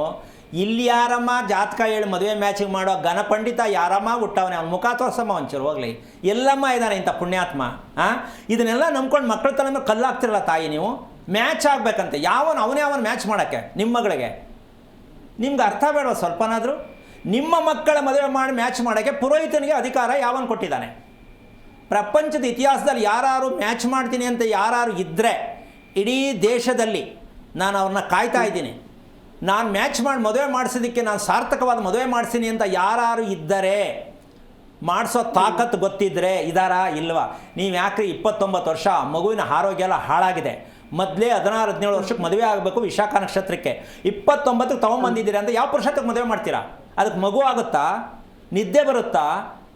ಅಲ್ಲಮ್ಮ, ಆ ನಿಮ್ಮ ಮಗಳ ಮದುವೆ ವಿಚಾರಕ್ಕೆ ಹೋಗೋದು ಬಿಟ್ಟು ನಿಮ್ಮ ಮಗಳು ನಿದ್ದೆ ಚೆನ್ನಾಗಿ ಮಾಡ್ತಾವಳೆ, ನೆಮ್ಮದಿಯಾಗಿದ್ದಾಳೆ ಅಂತ ಅಂದ್ಕೊಂಡಿದ್ದೀರಾ ನೀವು? ಇಲ್ಲ ಸರ್. ಹಾಗಿದ್ಮೇಲೆ ಮದುವೆ ಯಾಕೆ ಮಾಡ್ತೀರಾ ಹೇಳಿ? ನಿಮ್ಮ ಮನೆಯಲ್ಲೇ ಆ ಮಗಳಿಗೆ ನೆಮ್ಮದಿ ಇಲ್ಲ ಅಂದರೆ ಗಂಡನ ಮನೆಗೆ ಹೋಗಿ ನೆಮ್ಮದಿ ಸಿಗತ್ತಾ? ಇದಕ್ಕೆ ಮ್ಯಾಚ್ ಮಾಡೋನು ಯಾವನಾರು ಇದ್ದಾನ? ಸ್ವಲ್ಪ ಯೋಚನೆ ಮಾಡಿ. ದಯವಿಟ್ಟು ಕೆಟ್ಟ ಸಂಪ್ರದಾಯ ಬಿಡಿ. ಈ ಕೆಟ್ಟ ಚಾಳಿ ನಮ್ಮ ದೇಶದಲ್ಲಿ ಹೋಗಬೇಕು. ಮ್ಯಾಚಿಂಗು, ಶಾಸ್ತ್ರ, ಹೊಂದಾಣಿಕೆ, ಗಣಕೂಟ ಇಲ್ಲ. ಇದು ಸತ್ಯದೆ ಇಲ್ಲ, ಇದು ಕಲಿಯುಗದಲ್ಲಿ ಇಲ್ಲ. ಇದನ್ನು ಕೇಳಿಕೊಂಡು ಮಕ್ಕಳನ್ನ ಹಿಂದೆ ಮದುವೆ ಮಾಡ್ತಕ್ಕಂಥದ್ದಕ್ಕೆ ಮ್ಯಾಚ್ ಆಗ್ತಾ ಇಲ್ಲ ಅಂತ ಹೇಳಿ, ಮ್ಯಾಚ್ ಆಗೋ ಮದುವೆ ಎಲ್ಲಿದೆ ಪ್ರಪಂಚದಲ್ಲಿ? ಪುರೋಹಿತ ಬರೆದು ಕೊಟ್ಟಿದ್ದಕ್ಕೆ ಮ್ಯಾಚ್ ಆಗತ್ತಾ? ನಿಮ್ಮ ಮಕ್ಕಳು ಬರೆಯೋಕ್ಕೆ ಅವನು ಯಾರು? ನಿಮ್ಮ ಮಕ್ಕಳ ಭವಿಷ್ಯ ಬರೆಯೋಕ್ಕೆ ಅವನ ಕೈಲಿ ಏನಿದೆ? ಯಾಕೆ ಪದ ಬಳಸ್ತಾ ಇದ್ದೀನಿ ಸ್ವಲ್ಪ ಯೋಚನೆ ಮಾಡಬೇಕು. ನಿಮಗೆ ಕೋಪ ಬರಬೇಕು. ನಾವು ಎಷ್ಟು ದಡ್ಡರಾಗಿದ್ದೀವಿ ನಾವು ಅಂತ ದಯವಿಟ್ಟು ನೀವು ಅರ್ಥ ಮಾಡ್ಕೊಳ್ಳಿ. ಮ್ಯಾಚಿಂಗ್ ಮಾಡೋಕ್ಕೆ ಹೋಗಬೇಡಿ. ವಿಶಾಖ ನಕ್ಷತ್ರಕ್ಕೆ ಮದುವೆ ಆಗೋದೇ ತುಂಬ ಬೇಗ ಮದುವೆ ಆಗ್ಬಿಡ್ಬೇಕು. 15ಕ್ಕೆ ಮದುವೆ ಬೇಕನ್ನಿಸುತ್ತೆ, ಅಂಥ ಪವರ್ಫುಲ್ ಇರುತ್ತೆ. ನಾನು ಓಪನ್ ಮಾಡಿ ಹೇಳೋಕ್ಕಾಗಲ್ಲ. 15ಕ್ಕೆ ಮದುವೆ ಮಾಡಿದ್ರೆ ಗೌರ್ಮೆಂಟ್ನವ್ರು ಏನು ಮಾಡ್ತಾರೆ? ಬಂದ್ಬಿಡಿ ನೋಡೋಣ ಏನು ಮಾಡ್ತಾರೆ ಮಾಡೋಣ. ಯಾಕೆ ಅಂದರೆ ಆರೋಗ್ಯ ಸ್ಥಿತಿ ಹಾಳಾಗಿರುತ್ತೆ 15ಕ್ಕೇನೆ. ಅಂದ ಮೇಲೆ 29 ವರ್ಷ ಅಂದರೆ ಮಗು ಏನಾಗಿರಬೇಡ ಯೋಚನೆ ಮಾಡಿ. ಇದು ನಿಮ್ಮ ಹತ್ರ ಮುಂದೆ ಕೂತ್ಕೊಂಡು ಎಲ್ಲರೂ ಹೇಳೋಕ್ಕಾಗಲ್ಲ. ನನಗೆ ಈ ಥರ ಆಗ್ತಾ ಇದೆ, ನನಗಿದು ಬೇಕಾಗತ್ತೆ. ಯಾವ ತಂದೆ ತಾಯಿ ಹತ್ರ ಮಕ್ಕಳು ಹೇಳಲ್ಲ. ಅಪ್ಪ ಅಮ್ಮ ಅದನ್ನು ಅರ್ಥ ಮಾಡ್ಕೋಬೇಕು. ಹೌದಲ್ಲ? ನೀವು ಮಕ್ಕಳು ನೀವೇ ಬಾಂಡಿಂಗ್ ಇಲ್ಲ ಅಂದಮೇಲೆ ಯಾರನ್ನೋ ಕೇಳಿಬಿಟ್ಟು ಯಾಕೆ ಹೊಂದಾಣಿಕೆ ಮಾಡಿ ಕಾಯ್ತಾ ಇದ್ದೀರಾ? ದಯವಿಟ್ಟು ನೀವು ಒಂದು ಕೆಲಸ ಮಾಡಿ. ನಿಮ್ಮ ಯಜಮಾನರ ಮನೆಯದು ರಿಪೋರ್ಟ್ ತೊಗೊಳ್ಳಿ ಫಸ್ಟು. ನಿಮ್ಮ ಯಜಮಾನ್ರಿಗೆ ಅಕ್ಕ ತಂಗಿರೆಷ್ಟು? ನಿಮ್ಮ ಯಜಮಾನ್ರಿಗೆ ಅಕ್ಕ ತಂಗಿರೆಷ್ಟು? ಅವರು ಇಬ್ರು ಅಕ್ಕದಿರು. ಅವ್ರದ್ದು ಹಿಸ್ಟ್ರಿ ಸ್ವಲ್ಪ ತೆಗೆದು ನೋಡಿ ಎಷ್ಟು ಚೆನ್ನಾಗಿದೆ ಅಂತ ಸ್ವಲ್ಪ ಯೋಚನೆ ಮಾಡಿ. ಅವರ ಮದುವೆ ಜೀವನ, ಅವರ ಆರೋಗ್ಯ ಸ್ಥಿತಿ ಚೆನ್ನಾಗಿದೆ ಅಂತ ಅನಿಸಿದೆಯಾ ನಿಮಗೆ? ಇಲ್ಲ ಸರ್. ಅಂದಮೇಲೆ ಯಾಕೆ ಈಗ ಗುರ್ತು ಹೇಳ್ತಾ ಇದ್ದೀನಿ ಅಂದರೆ, ನಿಮ್ಮ ಕುಟುಂಬದ ಇತಿಹಾಸವನ್ನು ತಗೊಂಡು ಮಕ್ಕಳು ಬರೋದು. ಅಪ್ಪನ ಒಡ ಹುಟ್ಟಿದವರು, ಅಪ್ಪನಿಗೆ ಜನ್ಮ ಕೊಟ್ಟವರು, ಅಪ್ಪನಿಗೆ ಬಂದಂಥ ಹೆಂಡತಿ, ಈ ಸತ್ಯವನ್ನು ತಗೊಂಡು ಮಗು ಬರುತ್ತೆ ಅಂತ ನಮ್ಮ ಜನಕ್ಕೆ ಇನ್ನೂ ಅರ್ಥ ಆಗಿಲ್ಲ. ನಿಮ್ಮ ಕುಟುಂಬದಲ್ಲಿ ಎಲ್ಲರೂ ನೆಮ್ಮದಿಯಾಗಿದ್ದಾರೆ ಅಂದರೆ ಒಳ್ಳೆ ಮಗು ಬರುತ್ತೆ, ಒಳ್ಳೆ ನಕ್ಷತ್ರ. ಯಾರು ನೆಮ್ಮದಿಯಾಗಿಲ್ಲ, ಯಾಕೆ ಅನ್ನೋದು ಗೊತ್ತಿಲ್ಲ. ಮತ್ತು ಚೆನ್ನಾಗಿದೆ ಚೆನ್ನಾಗಿಲ್ಲ ಅಂತ ತೀರ್ಮಾನ ಮಾಡೋಕ್ಕೆ ಯಾರು ಮಾಡೋದು ಬೇಡ, ಗಾಬರಿ ಆಗಬೇಡಿ. ನೀವು ಆ ರೀತಿ ಮಾಡಬೇಕಂದ್ರೆ ಮದುವೆ ಆಗ್ತಕ್ಕಂಥ ವಿಚಾರದಲ್ಲ, ಮಗುವಿನ ಆರೋಗ್ಯವನ್ನು ರಿಪೇರಿ ಮಾಡೋದು ಮೊದಲು ಕಲೀರಿ, ಮದುವೆ ಆಗತ್ತೆ. ಮಗುವಿನ ಆರೋಗ್ಯ ಕೆಟ್ಟಿದೆ, ಅದರಿಂದ ಅವಳಿಗೆ ಮಾನಸಿಕವಾಗಿ ಗಂಡನೂ ಒಪ್ಕೊಳ್ಳಲ್ಲ. ನಾಳೆ ಮದುವೆ ಅಂದ್ರೂ ಕ್ಯಾನ್ಸಲ್ ಆಗತ್ತೆ. ಈ ಅವಕಾಶ ಮಾಡ್ಕೋಬೇಡಿ. ಮೊದಲು ನಿಮ್ಮ ಮಗಳ ಬಗ್ಗೆ ತಿಳ್ಕೊಳ್ಳಿ, ಮುಂದಕ್ಕೆ ಹೋಗಿ. ಒಳ್ಳೇದಾಗಲಿ. ನೀವು ಅಲ್ಲೇ ಕೂತ್ಕೊಂಡು ಪರಿಹಾರ ಕೇಳೋದು ನಾನೇನು ಹೇಳಿ? ಹುಡುಗಿ ಕರ್ಕೊಂಡು ಬರಬೇಕು ನೀವು ಮುಂದೆ, ನಾನು ತೋರಿಸ್ತೇನೆ ಏನು ಅಂತ ತಿಳ್ಕೊಳ್ಳಿ. ಕರೆ ಮಾಡಿದ್ದಕ್ಕಾಗಿ ಧನ್ಯವಾದ ಗುರುಗಳೇ. ಆಗಲೇ ನಾವು ಆರೋಗ್ಯದ ಬಗ್ಗೆ ಕೂಡ ಮಾತಾಡ್ತಾ ಇದ್ವಿ, ಜ್ಯೋತಿಷ್ಯದ ಬಗ್ಗೆ. ಅಂದರೆ ನಮ್ಮ ಜೀವನದಲ್ಲಿ ಏನೇ ಸಮಸ್ಯೆ ಆದರೂ ಕೂಡ ನಾವು ಪರಿಹಾರ ಕೇಳ್ತಿರೋದು ಇನ್ನೊಬ್ಬರ ಹತ್ರ. ನಮ್ಮಲ್ಲಿ ಕರೆಕ್ಷನ್ ಆಗಬೇಕು ಅಂತ ಯಾವಾಗ ಗೊತ್ತಾಗುತ್ತೆ, ಹೇಗೆ ಗೊತ್ತಾಗುತ್ತೆ ಅಂದರೆ ಸಂಕಟ ಬಂದಾಗ ವೆಂಕಟರಮಣ ಅಂತ ಮತ್ತೊಬ್ಬರು ಹತ್ರ ಹೋಗೋದ್ರ ಬದಲು ಇಲ್ಲೇನು ಸಮಸ್ಯೆ ಆಗಿದೆ, ಇಲ್ಲೇ ಪರಿಹಾರ ಕಂಡುಕೊಳ್ಬೇಕು ಅಂತ ವ್ಯಕ್ತಿಗೆ ಯಾವಾಗ ಗೊತ್ತಾಗುತ್ತೆ? ಅಂದರೆ ತುಂಬ ಒಂದು ರಹಸ್ಯಕರವಾದ ಒಂದು ಪ್ರಶ್ನೆ ಹಾಕೊಂಡೆ ಅಮ್ಮ. ವಿಚಾರ ಇಷ್ಟೇ, ಊಟ ಮಾಡೋದು ನಾವು, ಹೌದು, ಮಲಗೋದು ನಾವು, ಪ್ರತಿಯೊಂದು ನಮ್ಮದೇ ಕೆಲಸ, ಹೌದಲ್ವಾ? ಈಗ ಇದನ್ನು ನಾವೇ ತಿಳ್ಕೋಬೇಕು ಅಂತಕ್ಕಂಥ ವಿಚಾರ. ಅದಕ್ಕಿಂತ ಹೆಚ್ಚಾಗಿ ಈ ಭೂಮಿಗೆ ಬಂದ ತಕ್ಷಣ ಪ್ರಶ್ನೆ ಬರುತ್ತೆ ಒಂದು. ಈ ಭೂಮಿಗೆ ಬಂದ ತಕ್ಷಣ ಒಂದು ಪ್ರಶ್ನೆ ಬರುತ್ತೆ, ನಾನು ಏನಕ್ಕೆ ಇಲ್ಲಿ ಬಂದೆ, ನಾನು ಏನು ಮಾಡಬೇಕು? ಅಮ್ಮ, ಈ 2 ಕ್ವಶನ್ಗೆ ನಾವು ಪ್ರಯತ್ನ ಪಟ್ಟರೆ ನಾವು ಪಟ್ಟಿಲ್ಲ. ಯಾಕೆ ಅಂದರೆ ಇರ್ತಕ್ಕಂಥ ರಿಯಾಲಿಟಿ, ಆ ಮಗುವಿನಲ್ಲಿ ಏನು ಶಕ್ತಿ ಇರುತ್ತೆ, ಎನರ್ಜಿ ಏನಿರುತ್ತೆ, ನಾವೇನು ಮಾಡ್ತೀವಿ ಅದನ್ನು ಕೆಡಿಸ್ಬಿಡ್ತೀವಿ. ಹೌದು. ಯಾಕೆ? ಅಪ್ಪ ಅಮ್ಮನ ಕಡೆ ಎಳ್ಕೊಂಡ್ಬಿಡ್ತಾರೆ ಮಗುನ. ನೀನು ಹೀಗೆ ಇರಬೇಕು, ನಾನು ಹೇಳಿದ್ದನ್ನೇ ಓದಬೇಕು, ನೀನು ಈ ಸಬ್ಜೆಕ್ಟೇ ಓದಬೇಕು. ಅಮ್ಮ, ಇಲ್ಲಿ ಮಗುವಿನ ರಿಯಾಲಿಟಿ ಹಾಳು ಮಾಡ್ತಿರೋರು ಅಪ್ಪ ಅಮ್ಮಂದಿರು. ತಮ್ಮ ಕಡೆಗೆ ಸೆಳೀತಾ ಇದ್ದಾರೆ ಹೊರತು ಆ ಮಗುವಿನ ರಿಯಾಲಿಟಿ ಏನೋ ತಿಳ್ಕೊತಾ ಇಲ್ಲ. ಹೌದು, ಯಾವ ಕಾರಣಕ್ಕೆ ಅದು ಚಾಕು ಕೈಲಿ ಹಿಡಿಯತ್ತಾ, ಸೌಟ್ ಕೈಲಿ ಹಿಡಿಯತ್ತಾ, ಪುಸ್ತಕ ಕೈಲಿ ಹಿಡಿಯತ್ತಾ, ಶಿವನ ದೇವಸ್ಥಾನಕ್ಕೆ ಸಂಬಂಧಪಟ್ಟಂತ ವಿಚಾರಗಳಿರ್ತಕ್ಕಂಥ ಗಂಟೆ ಚಂಬು ಇದೆಲ್ಲ ಇರುತ್ತಲ್ಲಮ್ಮ, ಇದನ್ನ ಕೈಲಿ ಹಿಡ್ಕೊಳತ್ತಾ? ನೀವು ತಿಳ್ಕೊಳಕ್ ಬಿಟ್ಟಿದ್ದೀರ ಮಗುನ? ಅದನ್ನು ಶಾಸ್ತ್ರಕ್ಕೆ ಸೀಮಿತ ಮಾಡ್ಬಿಟ್ಟಿದಾರಲ್ಲ ಗುರುಗಳಿಗೆ. ನಾಮಕರಣ ಅಂತ ಪ್ರಕ್ರಿಯೆ ಮಾಡ್ಬಿಟ್ಟು ಅಲ್ಲೊಂದಷ್ಟು ವಸ್ತುಗಳನ್ನಿಟ್ಟು ಆ ಮಗು ಅದು ಬೇರೆ ಎಕ್ಸಿಬಿಷನ್ ವಿಚಾರ. ನಾನು ಹೇಳ್ತಿರ್ತಕ್ಕಂಥದ್ದು ಅದೆಲ್ಲ ಅಂಗಡಿ ಮಾಡ್ಲಿಕ್ಕೆ ಅವೆಲ್ಲ ಮಾಡ್ತಾರೆ, ಅದು ಓಕೆ, ಅವ್ರೇನೋ ಮಾಡ್ಕೊಳ್ಳಿ. ಇಲ್ಲಿ ವಿಷಯ ಇಷ್ಟೇ, ಮಗುಗೆ ಸ್ವಂತ ಬುದ್ಧಿ ಅಂತಕ್ಕಂಥದ್ದು ಇರುತ್ತಾ ಇಲ್ವಾ? ಇರುತ್ತೆ. ಹಾಗಿದ್ಮೇಲೆ ಅದಕ್ಕೆ ಅವಕಾಶ ಕೊಟ್ಟಿದ್ದೀರಾ? ಈಗ ನಿಮ್ಮ ಇಷ್ಟದಂಗೆ ಸ್ಕೂಲ್ಗೆ ತೊಗೊಂಡೋಗಿ ಸೇರಿಸ್ತೀರಾ, ನಿಮ್ಮ ಇಷ್ಟಪಟ್ಟ ಸ್ಕೂಲ್ಗೆ ಸೇರಿಸ್ತೀರಾ, ನೀವು ಇಷ್ಟಪಟ್ಟ ಸಬ್ಜೆಕ್ಟೇ ಕೊಡಿಸ್ತೀರಾ. ಮಗು ಕೇಳಲಿಲ್ಲ, ನೀವು ಕೇಳಿದ್ದೀರಾ ಮಗುಗೆ? ಮತ್ತೆ ಮಗು ಹೇಗೆ ತನ್ನದನ್ನ ಏನು ಪ್ರದರ್ಶನ ಮಾಡ್ಕೊಂಡು ಏನು ತಿಳ್ಕೊಳುತ್ತದೋ? ಸೊ ಡಮ್ಮಿ ಮಾಡಿ, ಮಕ್ಕಳನ್ನ ಡಮ್ಮಿ ಮಾಡಿ ಬೆಳೆಸ್ತಾ ಇರೋದೇ ಅಪ್ಪ ಅಮ್ಮಂದಿರು. ಈ ಸತ್ಯ ನೀನು ಹೇಳ್ದಂಗಮ್ಮ ಇಲ್ಲೇ ಗೊತ್ತಾಗ್ತಾ ಇಲ್ಲ. ನಮ್ಮ ಅಪ್ಪ ಅಮ್ಮನೂ ಹಂಗೆ ಬೆಳೆಸಿದ್ರು, ನಾನು ನಿನಗೆ ಡಿಫ್ರೆಂಟಾಗಿ ಬೆಳೆಸ್ತೀನಿ ಅಂತ ಇವ್ರು ಹೇಳ್ಕೊಂಡು ಟ್ರ್ಯಾಕ್ ಚೇಂಜ್ ಮಾಡಿ ಆ ಮಗುವಿನ ದಾರಿಯನ್ನೇ ತಪ್ಪಿಸಿ ಕೊನೆಗೆ ಅವನು ಮೆಜಾರಿಟಿಗೆ ಬಂದು, ಮಗನೋ ಮಗಳೋ ಮೆಜಾರಿಟಿಗೆ ಬಂದು ಅವ್ರು ರಿವರ್ಸ್ ಮಾಡಿ ಇವ್ರ ಮೇಲೆ ಬೀಳ್ತಾರಲ್ಲ, ಅಲ್ಲಿವರೆಗೂ ಇವ್ರು ಕಾಯಬೇಕು. ನೀನು ಹೇಳಿದ್ದನ್ನೇನು ಕೇಳಲ್ಲ. ಯಾಕೆ ಅಂದರೆ ನೀನು ಹೇಳಿದ್ದೆಲ್ಲ ತಪ್ಪು, ನಾನು ಬಂದಿದ್ದೆಲ್ಲ ತಪ್ಪು, ನೀವು ಹೇಳಿದ್ದೆಲ್ಲ ಮಾಡಿದೆ, ನೀವು ಹೇಳಿದ ಪೂಜೆ ಮಾಡಿದೆ, ನೀವು ಹೇಳಿದ ದೇವಸ್ಥಾನಕ್ಕೆ ಹೋದೆ, ನಾನು ಏನು ಸಕ್ಸಸ್ ಆಗಲಿಲ್ಲ, ದಯವಿಟ್ಟು ಬಿಟ್ಬಿಡಿ ನನ್ನ. ಈ ಮಗುನ ದಾರಿ ತಪ್ಪಿಸಿದ್ಯಾರು? ಪೋಷಕರೇ. ಈಗ ಯಾರು ಬುದ್ಧಿ ಹೇಳ್ಬೇಕು ಯೋಚನೆ ಮಾಡಮ್ಮ. ಅಮ್ಮ, ಈ ಥರನೇ ನಮ್ಮ ದೇಶ ಹಾಳಾಗ್ತಾ ಇರೋದು. ಓದಿಸೋ ತಪ್ಪಲ್ಲ, ಊಟ ಮಾಡೋದು ತಪ್ಪಲ್ಲ, ಮಲಗೋ ಯಾವುದು ತಪ್ಪಲ್ಲ. ಇಲ್ಲಿ ತಪ್ಪಾಗ್ತಾ ಇರೋದು ಏನು ಅಂದರೆ ಸ್ವತಂತ್ರವಾಗಿ ಬದುಕಲಿಕ್ಕೆ ಅವಕಾಶ ಕೊಡ್ತಾ ಇಲ್ಲ. ಮದುವೆ ಮಾಡ್ಕೋತಾನೆ ಮನುಷ್ಯ, ಹೆಂಡ್ತಿನ ತನ್ನ ಅಂಡರ್ಟೇಕ್ ತಗೊಳಕ್ ಪ್ರಯತ್ನ ಮಾಡ್ತಾನೆ, ನಾನು ಹೇಳ್ದಂಗೆ ಕೇಳು ಅಂತ.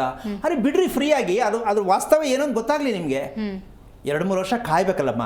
ಒಂದು ಹೆಣ್ಣು ಇನ್ನೊಂದು ಮನೆಗೆ ಪರಿವರ್ತನೆ ಆಗಿ ಆ ಸತ್ಯ ಎಲ್ಲ ತಿಳ್ಕೊಳ್ಳೋವರೆಗೂ ಒಂದು 2-3 ವರ್ಷ ಕಾಯ್ಬೇಕು.